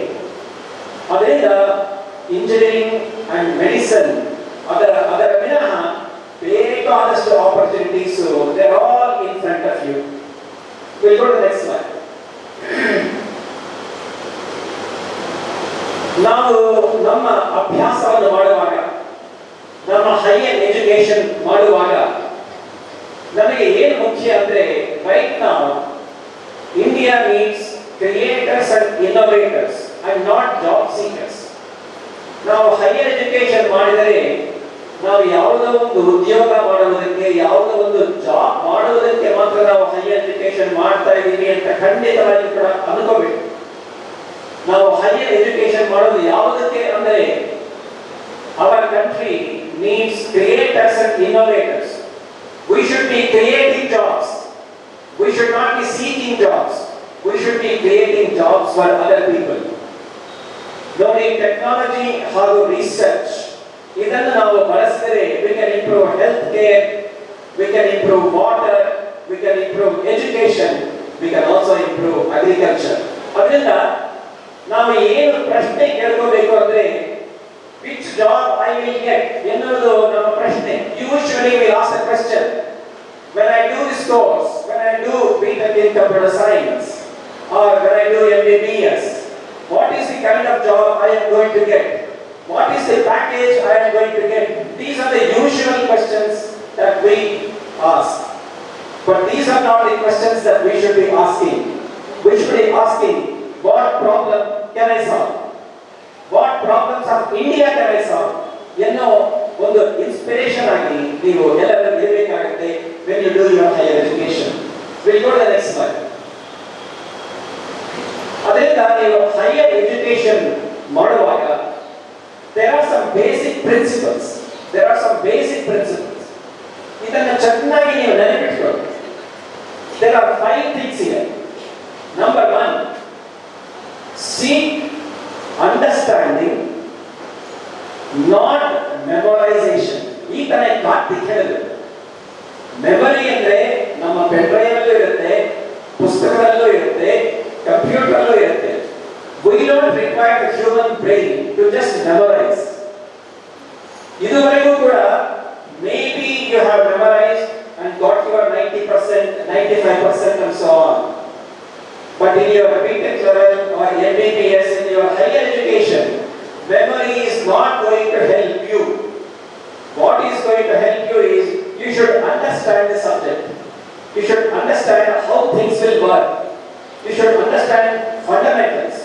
ನಿಮಗೆಲ್ಲರಿಗೂ ಕೂಡ Newton's first law, Newton's second ಲಾ, ನ್ಯೂಟನ್ಸ್ ಥರ್ಡ್ ಲಾ ಗೊತ್ತಿರಬೇಕು. What is Newton's third law? What is Newton's third law? Every action has an equivalent reaction ಎನ್ನುವುದು Newton's third ಲಾ. ನಿಮಗೆಲ್ಲ ಅರ್ಥ ಆಗಿದೆಯಾ ಅದು? ಕೆಲವರಿಗೆ ಅರ್ಥ ಆಗಿರುತ್ತೆ, ಅರ್ಥ ಆಗಿರುತ್ತೆ, ಕೆಲವರಿಗೆ ಅರ್ಥ ಆಗಿರೋದಿಲ್ಲ. ನೀವು ಹೈಯರ್ ಎಜುಕೇಶನ್ ಮಾಡಬೇಕು ಅಂದ್ರೆ ನ್ಯೂಟನ್ಸ್ ಥರ್ಡ್ ಲಾ ಅದು ಮೆಮರಿ ಮಾತ್ರ ಇರಬಾರದು. ಅದರ ಹಿನ್ನೆಲೆಯಲ್ಲಿ ಇರುವ ಸೈನ್ಸ್ ಇದೆಯಲ್ವಾ, ಅದರ ಹಿನ್ನೆಲೆಯಲ್ಲಿ ಇರುವ ಥಿಯರಿ ಇದೆಯಲ್ವಾ, ಅದರ ಹಿನ್ನೆಲೆಯಲ್ಲಿ ಇರುವ ಫೌಂಡೇಶನ್ಸ್ ಇದೆಯಲ್ವಾ, ಅದು ಚೆನ್ನಾಗಿ ಅರ್ಥ ಮಾಡಬೇಕು. With many examples you should be able to illustrate what is Newton's third law. So seek understanding, not memorization. Principle number 1. Principle number 2, ask questions and connect ideas across subjects. You should ask questions. Asking questions is very important. ಏನಾದರೂ teacher ನಿಮಗೆ ಏನಾದರೂ subject ನಿಮಗೆ ಪಾಠವನ್ನು ಹೇಳುವಾಗ ನಿಮಗೆ ಏನಾದರೂ ಕೂಡ ಅರ್ಥ ಆಗದಿದ್ದರೆ ತಕ್ಷಣವೇ ನೀವು ಕ್ವಶನ್ ಕೇಳಿ. ನಾನು ಕೇಳೋ ಕ್ವಶನ್ ಇದು ಒಳ್ಳೆ ಕ್ವಶನ್ ಅಲ್ಲವೋ ಇಲ್ಲವೋ ಅನ್ನೋ ಸಂಕೋಚ ಇರಬಾರ್ದು. Without hesitation you should ask any question that you have.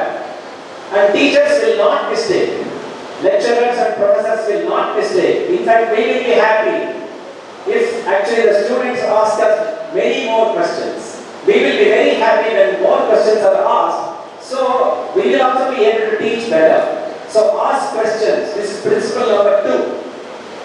Principle number 3, develop habits of reading, thinking and discussion. ಚೆನ್ನಾಗಿ ಓದಬೇಕು. ಚೆನ್ನಾಗಿ ಓದ್ಕೋಬೇಕು ಅಂದ್ರೆ ಕಂಪ್ಯೂಟರ್ ಸ್ಕ್ರೀನ್ ತಗೊಂಡು ಇಲ್ಲಾಂದ್ರೆ ಮೊಬೈಲ್ ಫೋನ್ ತಗೊಂಡು ಓದೋದು ಅಲ್ಲ. Take a proper text book and have a notebook and write down whatever you have understood in your own language. That is the real way in which you will be able to understand the subject. So develop the habits of reading and thinking. ನೀವು ಓದುವಾಗ ಆ concept ಅರ್ಥ ಆಗುವವರೆಗೂ ಕೂಡ ಅದರ ಬಗ್ಗೆ ಯೋಚನೆ ಮಾಡಿ, ಅದರ ಬಗ್ಗೆ ಬೇರೆಯವರ ಹತ್ರ ಡಿಸ್ಕಸ್ ಮಾಡಿ, ಅದರ ಬಗ್ಗೆ ಟೀಚರ್ ಹತ್ರ ಡಿಸ್ಕಸ್ ಮಾಡಿ, ಅದನ್ನು ಚೆನ್ನಾಗಿ ಅರ್ಥ ಮಾಡಿಕೊಳ್ಳುವವರೆಗೂ ಬಿಡುವ. Develop habits of reading, thinking and discussion. Principle number 3. Principle number 4. Build projects and solve real world problems. ಅಂದ್ರೆ ಬೇಕಾದಷ್ಟು ಥಿಯರಿ ನಾವು ಓದಬಹುದು, ಆದರೆ ಆ ಥಿಯರಿಯನ್ನು ನಾವು ನಮಗೆ ಇರುವ ಪ್ರತಿ ದಿವಸವೂ ನಾವು ಫೇಸ್ ಮಾಡುವ ಪ್ರಾಬ್ಲಮ್ಸ್ಗೆ ಯಾವ ವಿಧವಾಗಿ ಆ ಥಿಯರಿಯನ್ನು ಅಪ್ಲೈ ಮಾಡಬಹುದು ಎನ್ನುವುದರ ಬಗ್ಗೆ ಯೋಚನೆ ಮಾಡಿ. Your mindset should be a problem solving mindset. That is principle number 4. Principle number 5. Study not only for exams, but you should study for capability and confidence. ನೀವು ಓದುವಾಗ ನನಗೆ ಮಾರ್ಕ್ಸ್ ಚೆನ್ನಾಗಿ ಬರಬೇಕು ಅಂತ ಅದು ಒಳ್ಳೆಯ ಉದ್ದೇಶ, ಅದೊಂದೇ ಉದ್ದೇಶ ಆಗಬಾರದು. ನೀವು ಓದುವಾಗ ನಾನು ಸಬ್ಜೆಕ್ಟ್ ಚೆನ್ನಾಗಿ ಅರ್ಥ ಮಾಡ್ಕೋಬೇಕು, ಈ ಸಬ್ಜೆಕ್ಟ್ ಅಲ್ಲಿ ಇರುವ ಫೌಂಡೇಶನ್ಸ್ ಎಲ್ಲ ಚೆನ್ನಾಗಿ ನನಗೆ ಅರಿಬೇಕು, ಇದು ಅರ್ಥ ನಂತರ ನಾನು ಬೇರೆ ಬೇರೆ ವಿಷಯಗಳನ್ನು ಅರ್ಥ ಮಾಡಿಕೊಳ್ಳುವುದು ನನಗೆ ಸುಲಭ ಆಗುತ್ತೆ ಎನ್ನುವ ದೃಷ್ಟಿಯಿಂದ study not only for exams but for capability and confidence. This is principal number 5. We'll go to the next slide. I want to emphasize one. ನೀವು ಇಂಜಿನಿಯರಿಂಗ್ ಮಾಡಿದ್ರು, ನೀವು ಮೆಡಿಸಿನ್ ಮಾಡಿದ್ರು, ನೀವು ಎಕನಾಮಿಕ್ಸ್ ಮಾಡಿದ್ರು, ನೀವು ಪ್ಯೂರ್ ಸೈನ್ಸಸ್ ಮಾಡಿದ್ರು, ಮ್ಯಾಥಮ್ಯಾಟಿಕ್ಸ್ ಇಸ್ ಎಕ್ಸ್ಟ್ರೀಮ್ಲಿ ಇಂಪಾರ್ಟೆಂಟ್. ಕೆಲವರು mathematics ಅಂದ್ರೆ ತುಂಬಾ ಭಯ ಪಡ್ತಾರೆ. ಮ್ಯಾಥಮ್ಯಾಟಿಕ್ಸ್ ಅಂದ್ರೆ ಭಯ ಪಡಬೇಡಿ. ಇಲ್ಲಿ ಮ್ಯಾಥಮ್ಯಾಟಿಕ್ಸ್ ಅಂದ್ರೆ ಭಯ ಯಾರಾಗಿದೆ ಎಲ್ಲರೂ ಕೈ ಎತ್ತಿ. I am very happy. Nobody is afraid of mathematics except one person. ಅಷ್ಟೇ. So mathematics ಬಗ್ಗೆ ಭಯ ಬೇಡ. But mathematics is the mother of all sciences. ಚೆನ್ನಾಗಿ ಕಲ್ತ್ಕೊಳ್ಳಿ mathematics ಅಂದ್ರೆ ಚೆನ್ನಾಗಿ ಪ್ರಾಬ್ಲಮ್ ಸಾಲ್ವಿಂಗ್ ಮಾಡಿ. ಎಷ್ಟು ಚೆನ್ನಾಗಿ ಪ್ರಾಬ್ಲಮ್ ಸಾಲ್ವ್ ಮಾಡಬೇಕಂದ್ರೆ ಅಷ್ಟು ಚೆನ್ನಾಗಿ ಪ್ರಾಬ್ಲಮ್ಸ್ ಮಾಡಬೇಕು. ನೀವು ಪ್ರಾಬ್ಲಮ್ ಸಾಲ್ವ್ ಮಾಡಿದ್ರೆ you will get a thrill. When you solve a difficult problem in mathematics or when you prove a theorem in mathematics, you actually get enormous joy and also a thrill. ಅದರಿಂದ mathematics ಮಾತ್ರ ignore ಮಾಡಬೇಡಿ. You may be a science student, you may be an engineering student, you may be an MBBS student, but don't ignore mathematics. And science is also very important. Whatever science you are doing, that's also very important. ಮೂರನೇದಾಗಿ, the third point is very important. Language and communication are very important. ನೀವು English ಅಲ್ಲಿ ಕನ್ನಡದಲ್ಲಿ ಚೆನ್ನಾಗಿ ಮಾತನಾಡಲು ಕಲ್ತ್ಕೊಳ್ಳಿ. ನಿಮಗೆ ಏನು subject ಅಲ್ಲಿ ಏನು ಅರ್ಥ ಆಗಿದೆಯೋ, ನಿಮಗೆ ಅರ್ಥ ಆಗಿರುವ ವಿಷಯವನ್ನು ಸ್ಪಷ್ಟವಾಗಿ ಚೆನ್ನಾಗಿ ಎಲ್ಲರಿಗೂ ಸುಲಭವಾಗಿ ಅರ್ಥ ಆಗುವ ಹಾಗೆ ಎಕ್ಸ್ಪ್ಲೈನ್ ಮಾಡೋ ಒಂದು ಕೆಪಾಸಿಟಿ ನಿಮಗೆ ಬರಬೇಕು. These are called soft skills. Soft skills are very, very, very important. ಇದರ ಬಗ್ಗೆ ನೀವು ಗಮನ ಹರಿಸಬೇಕು. ಅಷ್ಟೇ ಅಲ್ಲ, ಇದರ ಬಗ್ಗೆ ನೀವು ಕೃಷಿ ಮಾಡಬೇಕು. ನಿಮ್ಮ ಸಾಫ್ಟ್ ಸ್ಕಿಲ್ಸ್ ನೀವು ಇಂಪ್ರೂವ್ ಮಾಡಿಕೊಳ್ಳೋದಕ್ಕೆ ನೀವು ಕೃಷಿ ಮಾಡಬೇಕು. There are many ways in which you can do that. We'll go to the next slide.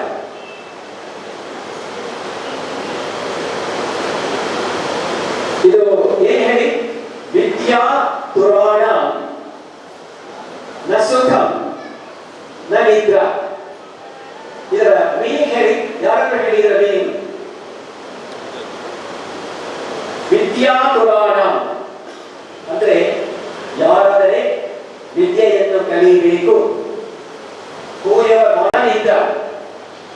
ನಿದ್ರಾ ಅಂದ್ರೆ 24/7 ಓದಬೇಕು ಅಂತ, ಹಾಗಲ್ಲ. You need a certain minimum amount of sleep. ನಿಮ್ಮ ವಯಸ್ಸಲ್ಲಿ 5 ಗಂಟೆಗಳ ಕಾಲ ನೀವು ಚೆನ್ನಾಗಿ ಮಲಗಿಕೊಂಡ್ರೆ ಸಾಕು. 5 ಗಂಟೆಗಳ ಕಾಲ ಮಲಗಬೇಕಷ್ಟೇ. 6, 7, 8, 9, 10 ಗಂಟೆಗಳ ಕಾಲ ನೀವು ನಿದ್ದೆ ಮಾಡಬಾರದು.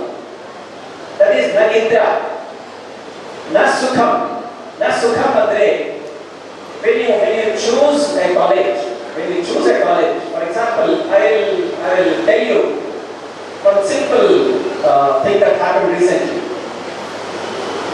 One of them, one student wanted to select a college which is suitable for the student. So he had got a very high rank. So he was choosing many colleges in Bangalore. He stays in Malaysia. So what the student was trying to do is, ಮಲ್ಲೇಶ್ವರದಿಂದ ನಾನು B.Tech computer science ಸೇರಬೇಕು ಅಂದ್ರೆ ನನಗೆ nearest college MS Ramaiah institute of technology, ಅಲ್ಲೇ join ಆಗ್ತೀನಿ. That is not the criterion. That should not be a criterion for you to choose a college and for you to choose a discipline. We should choose the best college. We should choose the best discipline wherever it is. Andre nasukha. You should not worry about the comforts that you will have to enjoy during your programs there. Andre what it means is that kashta padbeku. Kashta padre nijavagi kuda kashte phali. Hard work is going to be very important. So please remember, talent alone is not enough for sustained success.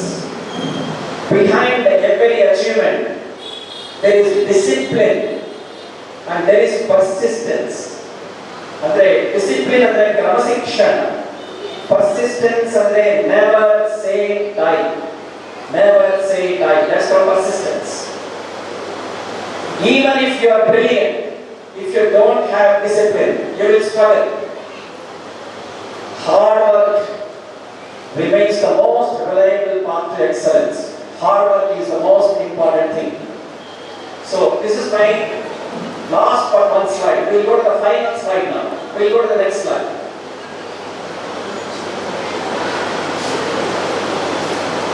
ಇದರಲ್ಲಿ ನಾನು ಒಂದು ಶ್ಲೋಕ ಬರೆದಿದ್ದಷ್ಟೇ. This is a very famous ಶ್ಲೋಕ. ಈ ಶ್ಲೋಕದಲ್ಲಿ ಏನಿದೆ ಅಂದರೆ, ವಿದ್ಯಾ ದದಾತಿ ವಿನಯಂ. Maybe all of you should recite along with me.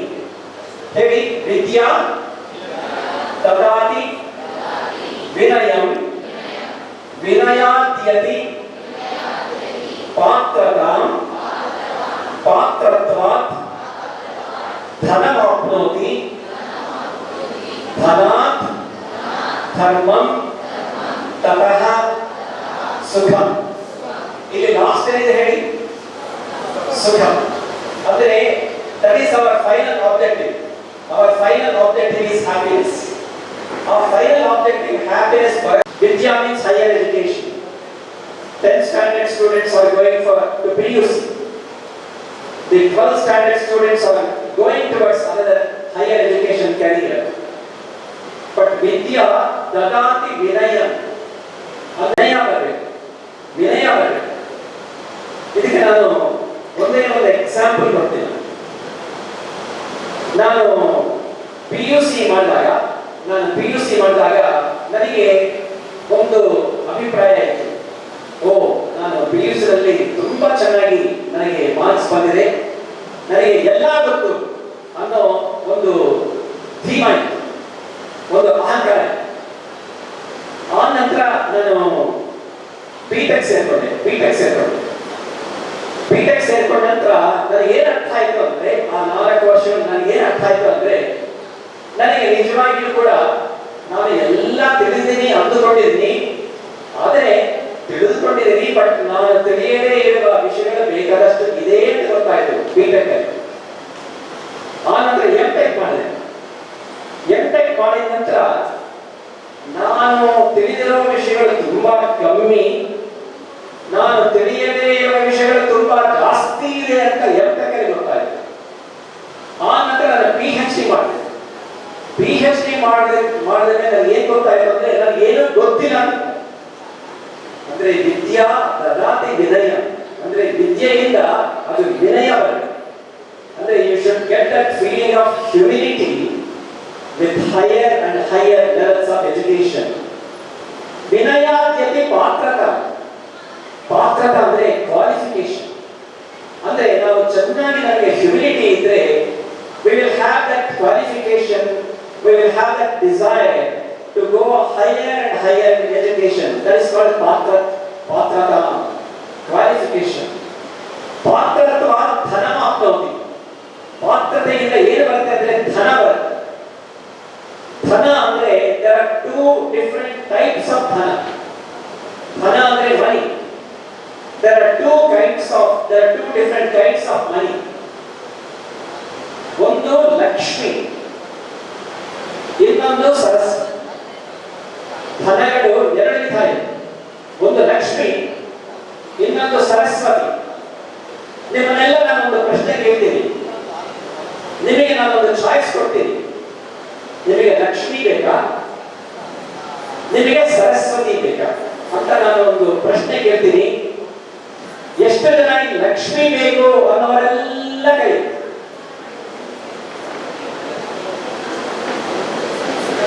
I am very happy. ನನಗೆ ಸರಸ್ವತಿ ಬೇಕು ಅನ್ನೋರೆಲ್ಲ ಕೂಡ ಕೈ ಎತ್ತಿ. I am extremely happy. So ನಿಜವಾಗಿರುವ ಧನ ಯಾವುದು ಅಂದ್ರೆ ವಿದ್ಯಾಧನ, ಸರ್ವಧನ ಪ್ರಧಾನ. ಎಲ್ಲ ವಿದ್ಯೆಗಳಿಗಿಂತ ಹಿರಿಮೆಯಾಗಿರುವ ವಿದ್ಯೆ ಯಾವುದು ಅಂದ್ರೆ, ಎಲ್ಲ ಧನಗಳಿಗಿಂತ ಹಿರಿಮೆಯಾಗಿರುವ ಧನ ಯಾವುದು ಅಂದ್ರೆ ವಿದ್ಯಾಧನ ಎನ್ನುವುದು. ಅದರಿಂದ ಪಾತ್ರತ್ವ ಧನ ಆಪ್ನೋತಿ. ಧನಾತ್ ಧರ್ಮ. ಧರ್ಮ ಅಂದ್ರೆ ಧರ್ಮ ಅಂದ್ರೆ ಇದು. ಸರಸ್ವತಿ ನಮಗೆ ಬಂದ ನಂತರ ಏನಾಗುತ್ತಂದ್ರೆ, ನಾವು ನಮ್ಮ ಧರ್ಮವನ್ನು ನಾವು ಮಾಡುವುದಕ್ಕೆ ನಮಗೆ ಒಂದು ಕೆಪಾಸಿಟಿ ಬರುತ್ತೆ. ನಮ್ಮ ಧರ್ಮ ಅಂದ್ರೆ ನಾವು ಯಾವುದೋ ಒಂದು ಉದ್ಯೋಗ ಮಾಡಿ ನಾವು ಸಂಬಳ ತಗೊಳ್ಳೋದು ಧರ್ಮ ಅಲ್ಲ. ನಮ್ಮ ನಿಜವಾಗಿರುವ ಧರ್ಮ ಯಾವುದು ಅಂದ್ರೆ ನೇಷನ್ ಬಿಲ್ಡಿಂಗ್. ಯಾವುದಾದ್ರೆ ನಮ್ಮ ಭಾರತ ದೇಶ ಇದೆ. ನಮ್ಮ ಭಾರತ ದೇಶದಲ್ಲಿ ನಾವು ನಮ್ಮ ದೇಶಕ್ಕೆ ಏನು ಮಾಡಿದರೆ, ನಮ್ಮ ಎಜುಕೇಶನ್ ಇಂದ ನಮ್ಮ ದೇಶಕ್ಕೆ ಏನು ಮಾಡಿದರೆ ದೇಶವು ಒಳ್ಳೆಯ ಪ್ರಗತಿ ಪಥದಲ್ಲಿ ಹೋಗುತ್ತೆ ಎನ್ನುವುದರ ಬಗ್ಗೆ ಚೆನ್ನಾಗಿ ಚಿಂತೆಯನ್ನು ಮಾಡಿ ಅಂತಹ ಒಂದು ಕೆಲಸವನ್ನು ಮಾಡುವುದು ಯಾವುದಾದ್ರೆ ಉಂಟು ಅದು ನಿಜವಾಗಿರುವ ಧರ್ಮ. ಆ ನಿಜವಾಗಿರುವ ಧರ್ಮ ಯಾವಾಗ ಬರುತ್ತೆ ಅಂದ್ರೆ ಧರ್ಮ. ಇದು ಎಲ್ಲ ಆದ ನಂತರ ತಪಸ್ಸುಖ. ಇದು ನಿಜವಾಗಿ ಕೂಡ ಸುಖ ಬರುತ್ತೆ. ಸುಖ ಅಂದ್ರೆ ಲೋಕಾಹ ಸಮಸ್ತಾಹ ಸುಖಿನೋ ಭವಂತು. In other words, whatever we do should not be for our happiness. It should be for the happiness of the society around you. It should be for the happiness of people in Chennai. It should be for the happiness of people in Chitradurga district. It should be for the happiness of people in Karnataka state. And it should be for the happiness of people in our sacred country. That is the real sukha. ಅದು ನಿಜವಾಗಿರುವ ಸುಖ. ಆ ಒಂದು ಉದ್ದೇಶದಿಂದ ಈ ಒಂದು ಶ್ಲೋಕ ಹೇಳಲಾಗಿದೆ. This is something that you should not forget. This is a takeaway. This is a very good message for all of you. So I will close my talk here. What I have tried to say is, what is higher education all about? What are the basic principles of higher education? What should be our final objective? And what are some first principles that we should follow for higher education?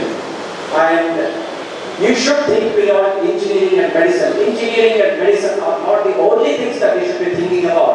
There are tremendous other opportunities that are available to us. So I would like to address all my young friends here. All the people who have done so well in your 10th standard and also your 12th standard. I would like to wish you all the very, very, very best. And I hope by doing higher education the best possible in the most exemplary way, all of you will make the message which is given in the shloka a true success. So with this, I will close my talk. Thank you very much. But only my first innings is over now. I now have a second innings. In the second innings, what I want to do is, I want you to ask me questions. Whatever questions you have, you can ask the questions in English, Telugu, Kannada, Hindi, any language. I will try to answer. Now these questions, you will have a lot of questions about your future career.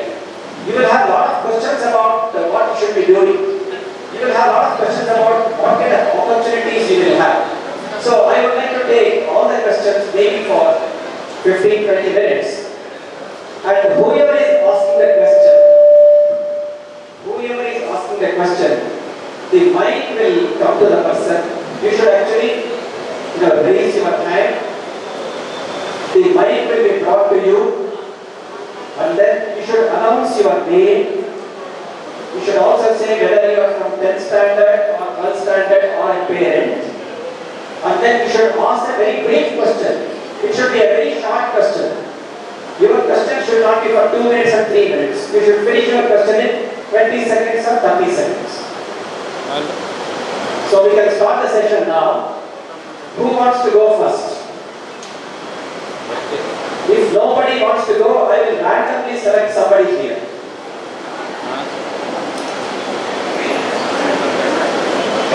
So parents also can ask questions. Grandparents also can ask questions.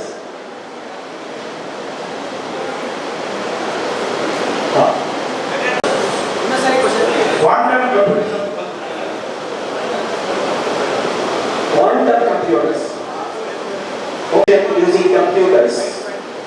What it does, it uses some fundamental principles of physics. You might have heard about quantum mechanics. You would have heard of Schrödinger, who came up with some fundamental principles of quantum physics in 3 different states. In the conventional computers, the transistors are in only 2 states, 0 state or 1 state. In a quantum machine, state 1 and somewhere in between 0 and 1. So these are called 3 different states of quantum computers.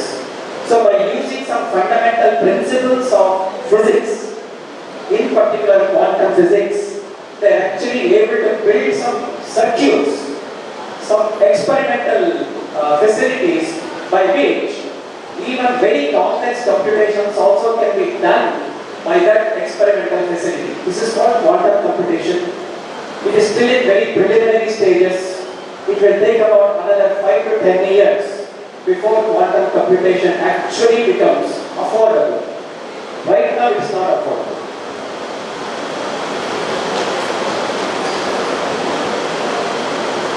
I am tech in cybersecurity student.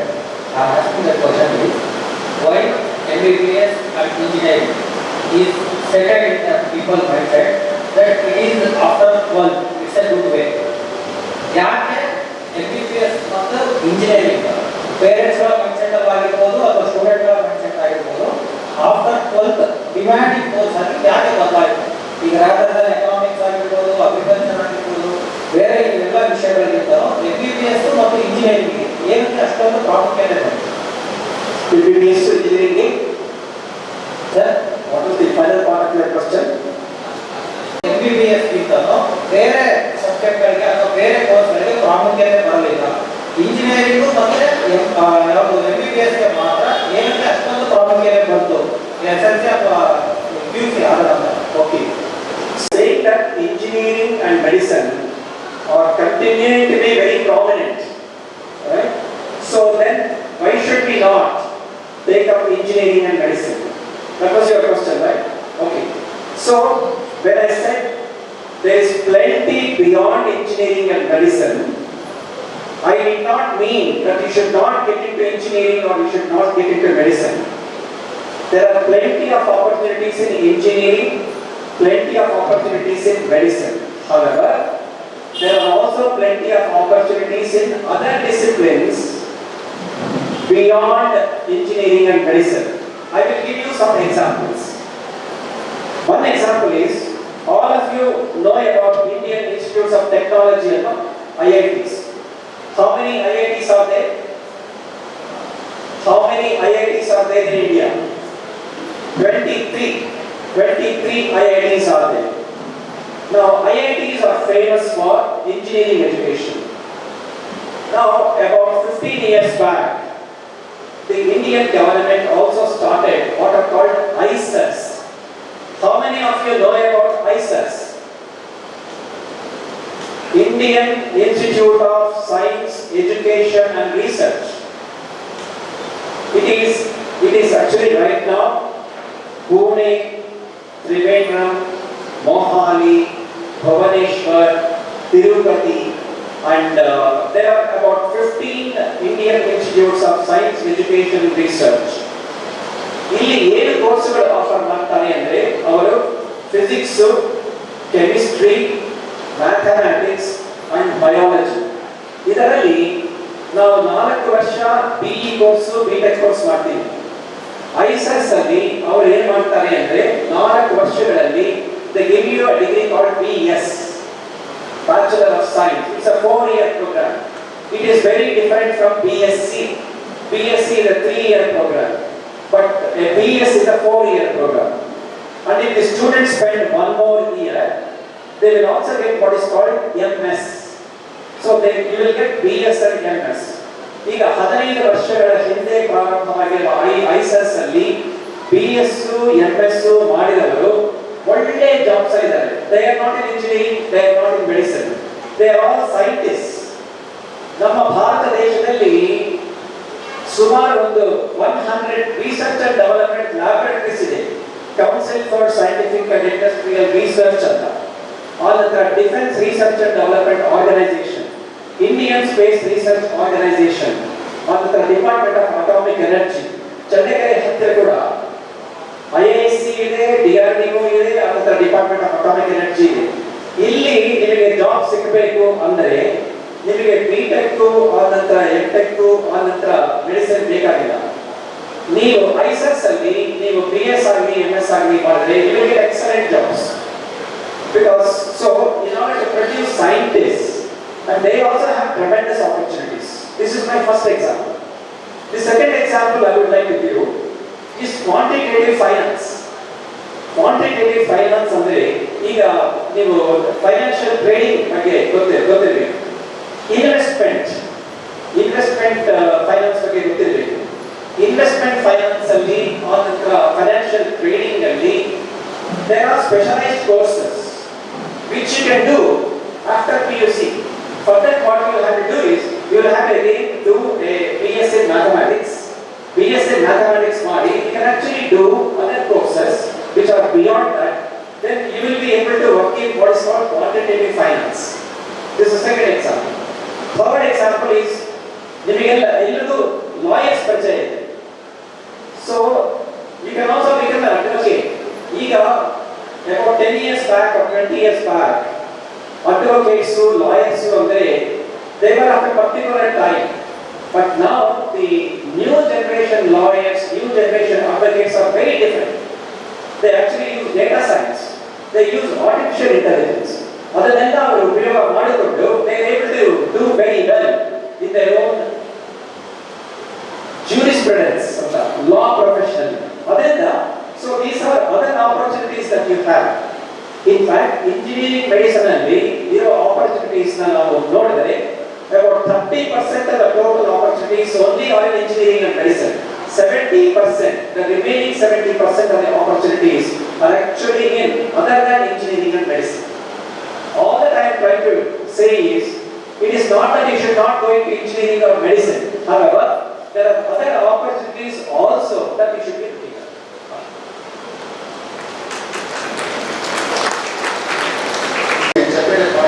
ನೀವು ಹೇಳಿರೋ ಪಾಯಿಂಟಿಗೆ ಇನ್ನೊಂದು point add ಮಾಡಬೇಕು ಅಂತಂದರೆ ಅವ್ರು ಕೇಳಿರೋ question ಇದ್ದಿದ್ದು ಯಾಕೆ engineering ಮತ್ತು medical ಮಾತ್ರನೇ ದೊಡ್ಡದಾಗಿ ಕಾಣುತ್ತೆ ಪೇರೆಂಟ್ಸಿಗೆ, ಬಾಕಿ ಯಾವ ಕೋರ್ಸಸ್ಸು ಕಾಣ್ತಾ ಇಲ್ಲ ಅಂತ. Sir, it is as simple as it is sir. Advertisement ಯಾವುದು ಜಾಸ್ತಿ ಬರುತ್ತೋ ಪ್ರಾಡಕ್ಟ್ ಅದು ಭಾಳ ಸೇಲ್ ಆಗುತ್ತೆ. ಅದೇ ರೀತಿ ಅದನ್ನು ಭಾಳ ಹೈ ಪೊಸಿಷನ್ಸಲ್ಲಿ ಮುಂಚೆ ಇದ್ದಂಥ ನಮ್ಮ ಇಂಡಿಯಾ ಪೊಸಿಷನ್ ಪ್ರಕಾರವಾಗಿ ಅವಾಗ ನಮಗೆ ನಾಲೆಡ್ಜ್ ರಿಸೋರ್ಸ್ಫುಲ್ ಪೀಪಲ್ ಬೇಕಾಗಿದ್ದು IT ಫೀಲ್ಡ್. ಯಾಕೆಂದರೆ ನಮ್ಮಲ್ಲಿ ಗ್ರೀನ್ ರೆವಲ್ಯೂಷನ್ ನೋಡಿದ್ವಿ, ಇಂಡಸ್ಟ್ರಿಯಲೈಸೇಷನ್ ಅನ್ನೋ ಒಂದು ಕಾನ್ಸೆಪ್ಟ್ನ ನಾವೆಲ್ಲ ಸ್ಕಿಪ್ ಮಾಡಿಬಿಟ್ಟು ಡೈರೆಕ್ಟಾಗಿ ನಾವೆಲ್ಲ ಸರ್ವಿಸ್ ಸೆಗ್ಮೆಂಟ್ ಅನ್ನೋ ಒಂದು IT ಸೆಗ್ಮೆಂಟಿಗೆ ಬಂದ್ಬಿಟ್ಟು IT ಸೆಗ್ಮೆಂಟಲ್ಲಿ ಏನಾಯಿತು ಅಂತಂದರೆ ಡಿಸ್ಕಷನ್, ಜನರಲ್ ಡಿಸ್ಕಷನಲ್ಲಿ ನಿಮ್ಮ ಪ್ಯಾಕೇಜ್ ಎಷ್ಟು, ನನ್ನ ಪ್ಯಾಕೇಜ್ ಎಷ್ಟು, ನಮ್ಮ ಮಗನ ಪ್ಯಾಕೇಜ್ ಎಷ್ಟು ಅಂತ ಕೇಳಿದಾಗ 10 LPA, 20 LPA, 25 LPA ಅಂತ ಕೇಳಿದಾಗ ಆ ನಂಬರ್ಸ್ ದೊಡ್ಡದಾಗಿ ಬೆಳೆಸ್ತಾ ಇತ್ತು. ಆ ನಂಬರ್ಸೇ ಫಸ್ಟ್ ಮೋಟಿವೇಶನ್. ನನಗೆ ಗೊತ್ತಿರೋ ಹಾಗೆ ಆ ನಂಬರ್ಸೇ ದೊಡ್ಡ ಮೋಟಿವೇಶನ್ ಇಂಜಿನಿಯರಿಂಗ್ ಮತ್ತು MBBS ಹೋಗೋದಕ್ಕೆ ಕಾರಣ. ಆದರೆ ಇವಾಗಿರುವಂಥ ಸದ್ಯದ ಪರಿಸ್ಥಿತಿಯಲ್ಲಿ ಅದರ ಜೊತೆ ಕಾಂಪೀಟ್ ಮಾಡುವಂಥ ಸಾಕಷ್ಟು ಬೇಸಿಕ್ ಗ್ರೌಂಡ್ ಲೆವೆಲ್ ಜಾಬ್ಸ್ ಇದೆ. ಎಷ್ಟೊಂದು ಜಾಬ್ಸ್ ಅದಕ್ಕೆ ಈಕ್ವಲೆಂಟ್ಗಿಂತ ಜಾಸ್ತಿ ದುಡಿಮೆ ಮಾಡ್ತಿರುವಂಥ ಜಾಬ್ಸ್ ಇದೆ. ಅದಕ್ಕೆ ಒಂದು ಸಣ್ಣ ಎಕ್ಸಾಂಪಲ್ ಇದೆ ಸರ್, ವಿತ್ ಯುವರ್ ಪರ್ಮಿಷನ್. ಈ ನಮ್ಮಲ್ಲೆಲ್ಲ ಈ ಪ್ರೊಫೆಷನ್ ಏನಾಗ್ಬೋದೋ ಗೊತ್ತಿಲ್ಲ. ಗಿವಿಂಗ್ ಅನ್ ಎಕ್ಸಾಂಪಲ್, ನಮ್ಮಲ್ಲಿ ಇಂಜಿನಿಯರಿಂಗ್ ಮಾಡಿರುವಂಥ ಗ್ರಾಜುಯೇಟ್ ಎಷ್ಟು ಲಕ್ಷ ತಗೋತಾರೆ ಒಂದು ತಿಂಗಳಿಗೆ? ಹೈಯೆಸ್ಟ್ ಸ್ಯಾಲರಿ ಅಂತಂದರೆ ಜನರಲಿ ಸ್ಪೀಕಿಂಗ್ 2 ರಿಂದ 3 ಲಕ್ಷ ತಗೋತಾರೆ, ಅಥವಾ 1.5 ಲಕ್ಷ ಬೇಸಿಕ್ ಪ್ಯಾಕೇಜ್ಗಳು ತಗೋತಾರೆ. ಆದರೆ ನಾನು ಪ್ರೊಫೆಷನ್ ನೋಡಿದೆ, ಆ ಪ್ರೊಫೆಷನ್ ನೋಡಿದಾಗ ನನಗೆ ಭಾಳ ಆಶ್ಚರ್ಯ ಆಗ್ಬಿಟ್ಟು, ಈ ಪ್ರೊಫೆಷನ್ ದುಡ್ಡಿದೆಯಾ? ನಮ್ಗೆಲ್ಲರಿಗೂ ತಲೆಯಲ್ಲಿ ಲೈಸ್ ಅಂತ ಆಗುತ್ತೆ. ಅಂದರೆ ಕನ್ನಡದಲ್ಲಿ ಹೇಳಬೇಕು ಅಂದರೆ ಏನು ಅಂತ ಆಗುತ್ತೆ. ಏನಾದರೂ ಬೈ ಚಾನ್ಸ್ ಎಲ್ಲಾದರೂ ರಾಂಗ್ ಜಾಗಗಳಲ್ಲಿದ್ದು ಡರ್ಟಿ ಇರೋ ಜಾಗದಲ್ಲಿದ್ದಾಗ ತಲೆಯಲ್ಲಿ ಏನಂತ ಕರೆಕ್ಟಾ? ಆ ಲೈಸ್ ರಿಮೂವಲ್ ಟ್ರೀಟ್ಮೆಂಟ್ ಪರ್ಸನ್ಗೆ, ಲೈಸ್ ರಿಮೂವಲ್ ಮಾಡುವಂಥ ಒಂದು ಪರ್ಸನ್ಗೆ 1 ತಿಂಗಳಿಗೆ 3-3 ಲಕ್ಷ ಇದೆ ಸಂಬಳ. ಯಾರಿಗಾದ್ರೂ ಗೊತ್ತಾ? ಇಂಥ ಒಂದು ಜಾಬ್ಸು ಇದ್ದಾವೆ. ಆ ಒಂದು ಪ್ರೊಫೆಷನ್ಸ್ಗೆ ಬೇಕಾಗಿರುವಷ್ಟು ನಮ್ಮ ನಾಲೆಡ್ಜ್ಗಳು ನಮ್ಗೆ ಇಲ್ಲದೆ ಆಗಿ ಬೇರೆ ದೊಡ್ಡದಾದಂಥ ಜಾಬ್ಸ್ನ ನಾವು ನೋಡಿದರೆ ಕನ್ಸೀಲ್ಡ್ ಆಗಿ 2 ಮಾತ್ರನೇ ಸ್ಟಿಲ್ ಟೈಮ್ ಮಾಡ್ಕೊಂಡಿದ್ದೀವಿ ಅನ್ನೋಂಥದ್ದೇ ನಮ್ಮ ಇವತ್ತಿನ ಸೆಷನ್ನ ಪ್ರಾಮುಖ್ಯತೆ ಆಗಿದೆ. ಆದರೆ ಅದೆರಡೇ ಅಲ್ಲ, ಇನ್ನೂ ಭಾಳಷ್ಟು ಆಪರ್ಚುನಿಟೀಸ್ ಇದೆ. ಮಕ್ಕಳನ್ನ ವೈಡಾಗಿ ನೋಡೋದು ಬಿಡಿ ಅನ್ನೋಂಥ ಒಂದು ಆಪರ್ಚುನಿಟಿಗೋಸ್ಕರನೇ ಈ ಒಂದು ಸೆಷನ್ನ ತಗೊಂಡಿದ್ದು. ಮೇಜರಾಗಿ ಬಂದಿರುವಂಥ ಎಲ್ಲ ಪೇರೆಂಟ್ಸ್ಗೂ ಅಂಥದ್ದೇ ಡೌಟ್ಗಳಿರುತ್ತೆ. ಆ ಡೌಟ್ಗಳ ವಿಚಾರವಾಗಿ ಇನ್ನೂ ಏನಾದರೂ ಕೇಳಬೇಕು ಅಂತಂದರೆ ಸರ್ ರೆಡಿ ಇದ್ದಾರೆ. ಇನ್ನೊಂದು 2 ಸೆಷನ್ ಇನ್ನೊಂದು 2 ಕ್ವಶನ್ ತಗೋತಾರೆ. ದಯವಿಟ್ಟು ಇನ್ನೇನಿದ್ರು ಕೇಳ್ಕೊಳ್ಳಿ. ಸಿಗುತ್ತೆ. ಇದು ಇನ್ವೆಸ್ಟ್ಮೆಂಟ್ ಕಂಪನೀಸ್ ಅಲ್ಲಿ ಇಂಟರ್ನ್ಶಿಪ್ಸ್ ಅಲ್ಲಿ ತಿಂಗಳಿಗೆ ಅವರಿಗೆ ಎಷ್ಟು ಕೊಡ್ಬೋದು? ಅದು ರೆಗ್ಯುಲರ್ ಜಾಬ್ ಅಲ್ಲ. ಕೆಲವೊಂದು companies, investment companies, they actually find the students are very bright in what is called mathematical finance. ಅವರ ಇಂಟರ್ನ್ಶಿಪ್ಗೆ 1 ತಿಂಗಳಿಗೆ ಅವ್ರು ಹೇಳಿದ್ರು 3.25 ಅಂತ ಹೇಳಿದ್ರು. ಕೆಲವೊಂದು ಇನ್ವೆಸ್ಟ್ಮೆಂಟ್ ಕಂಪನೀಸು ಇಂಟರ್ನ್ಶಿಪ್ಗೆ ನಾಟ್ ಎ ರೆಗ್ಯುಲರ್ ಜಾಬ್ ಎಷ್ಟು ಕೊಡಬಹುದು ನೀವು ಇಮ್ಯಾಜಿನ್ ಮಾಡಬಹುದಾ? Anybody wants to come up with a figure? They get 5 to 6 lakhs per month internship amount, not a regular job amount. They get 5 to 6 lakhs. For 3 months they go there, they earn 15 lakhs and come back and continue their studies in some of these mathematics departments. One more example. So we can is that if we stand between 100 people who are talented and skilled, which thing make us very unique from them?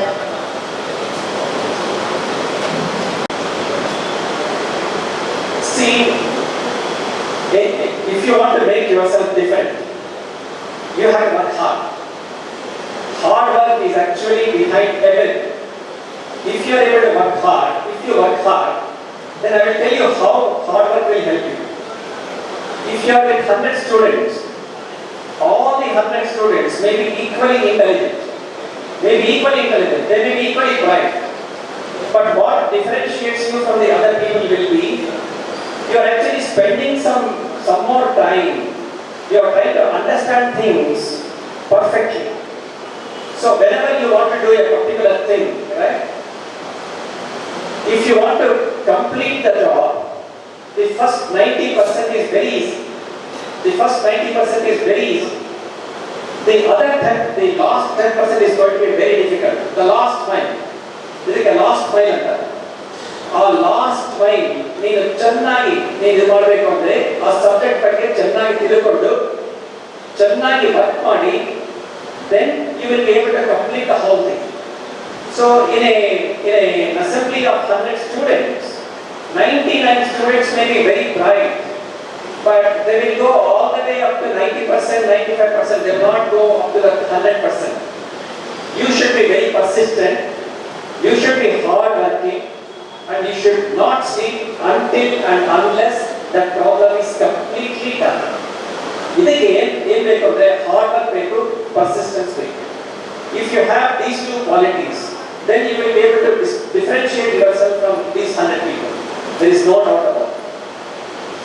Hard work and persistence, these are very important.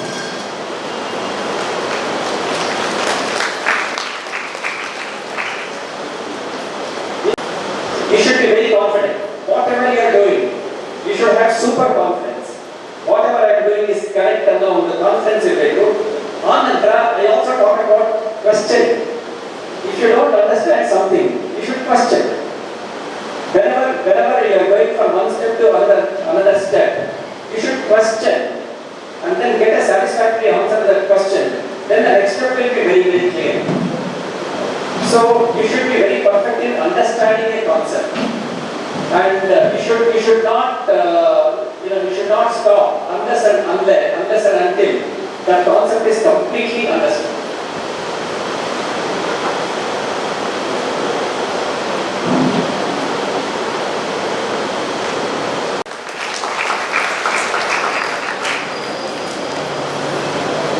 We can go for 2 more questions.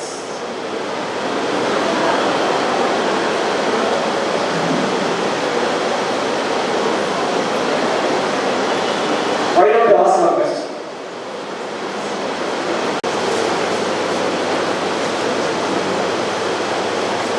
Hello, ನಮಸ್ತೆ sir. ನನ್ನ ಹೆಸರು ಕಾವ್ಯಶ್ರೀ ಅಂತ. SLC PU complete ಆದ್ಮೇಲೆ next ಯಾವ ತರ course ತಗೋಬೇಕು, ಯಾವ್ದು ಸೂಕ್ತ ಅನ್ಸುತ್ತೆ? But you PUC ಮಾಡಿದೀಯಾ? No sir, SLC.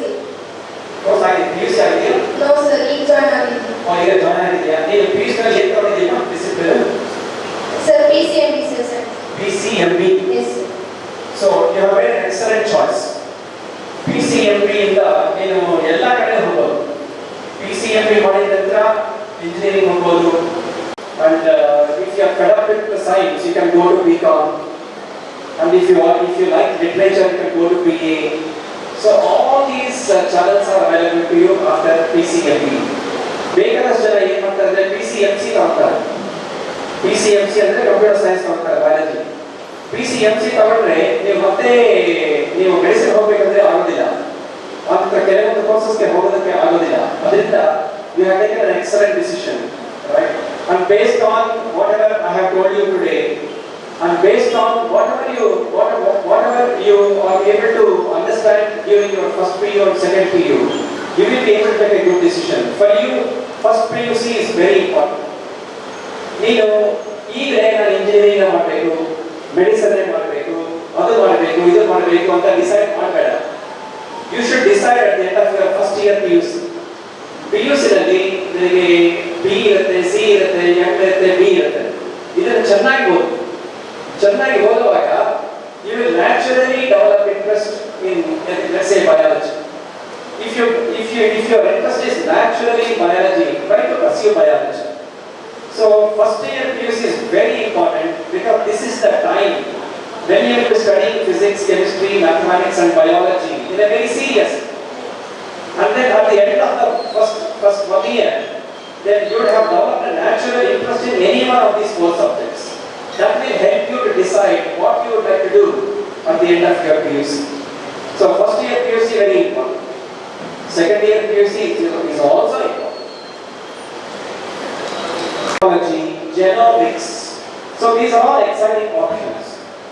ಈಗ ನೀವು ಏನು ಮಾಡಬೇಕು ಅಂದರೆ AI ಟೂಲ್ಸ್ ಬೇಕಾಗಿಸ್ತದೆ. ಇಲ್ಲಿ ಚಾಟ್ GPT ಎಷ್ಟು ಜನ ಯೂಸ್ ಮಾಡಿದಿರಿ ಕೈ ಎತ್ತಿ. ಚಾಟ್ GPT ಎಷ್ಟು ಜನ ಯೂಸ್ ಮಾಡಿದಿರಿ? ಆನಂತರ ಕ್ಲಾಡ್ ಎಷ್ಟು ಜನ ಯೂಸ್ ಮಾಡಿದಿರಿ? ಕ್ಲಾಡ್ ಇಲ್ಲ. ಜೆಮಿನೈ ಎಷ್ಟು ಜನ ಯೂಸ್ ಮಾಡಿದಿರಿ? ಪರವಾಗಿಲ್ಲ. ಡೀಪ್ ಸೀಕ್ ಎಷ್ಟು ಜನ use? So these are the 4 large language models. ಒಂದು ಚಾಟ್ GPT, ಎರಡನೇದು Cloud, it's also called Anthropic, ಮೂರನೇದು ಜೆಮಿನೈ, ನಾಲ್ಕನೇದು ಡೀಪ್ ಸೀಕ್. ನೀವೇನ್ ಮಾಡಬೇಕು ಅಂದ್ರೆ ನಿಮಗೆ ಏನಾದರೂ ಕ್ವೆಶ್ಚನ್ಸ್ ಬಂದ್ರೆ, ಇಂತಹ ಕ್ವೆಶ್ಚನ್ಸ್ ಬಂದ್ರೆ, you can actually go to ChatGPT and ask these questions. Many a time it will give you an excellent answer. So ಅದನ್ನ ಯೂಸ್ ಮಾಡಿಕೊಂಡು then you should also discuss with other people. Don't go completely by what ChatGPT tells you. ChatGPT gives you a lot of information, but having got that information, talk to your teachers, talk to your seniors, talk to your family members, and then come to a conclusion, right? So make it a habit to use some of these AI tools. It's very important. ಈ AI tools ನೀವು ಚೆನ್ನಾಗಿ ಚೆನ್ನಾಗಿ use ಮಾಡಬೇಕು ಅಂದರೆ ಅದಕ್ಕೆ prompts ಕೊಡಬೇಕು. ಅಂದರೆ ನೀವು ಏನು ಕ್ವಶನ್ ಕೇಳ್ತೀರೋ ಆ ಕ್ವಶನ್ಗೆ ಸರಿಯಾಗಿ ಸಮಾಧಾನ ಕೊಡುತ್ತೆ. ನಾವು ಹೇಗೆ ಕ್ವಶನ್ ಕೊಡಬೇಕು ಎನ್ನುವುದನ್ನು ಚೆನ್ನಾಗಿ ಕಲಿಬೇಕು. ಅದಕ್ಕೆ ಒಂದು ಡಿಸಿಪ್ಲಿನ್ ಇದೆ, ಕಾಲ್ಡ್ ಪ್ರಾಂಪ್ಟ್ ಇಂಜಿನಿಯರಿಂಗ್ ಅಂತ. ನಾವು ಯಾವ ಪ್ರಾಂಪ್ಟ್ ಕೊಡ್ತೀವಿ ಅಂತ ಅದನ್ನ ಚೆನ್ನಾಗಿ ಕಲ್ತ್ಕೋಬೇಕು. ಅದನ್ನ ಚೆನ್ನಾಗಿ ಕಲ್ತ್ಕೋಬೇಕು ಅಂದ್ರೆ ನೀವು ಇಂಗ್ಲಿಷ್ ಚೆನ್ನಾಗಿ ಕಲಿಬೇಕು. So that's why soft skills become very important. If you are English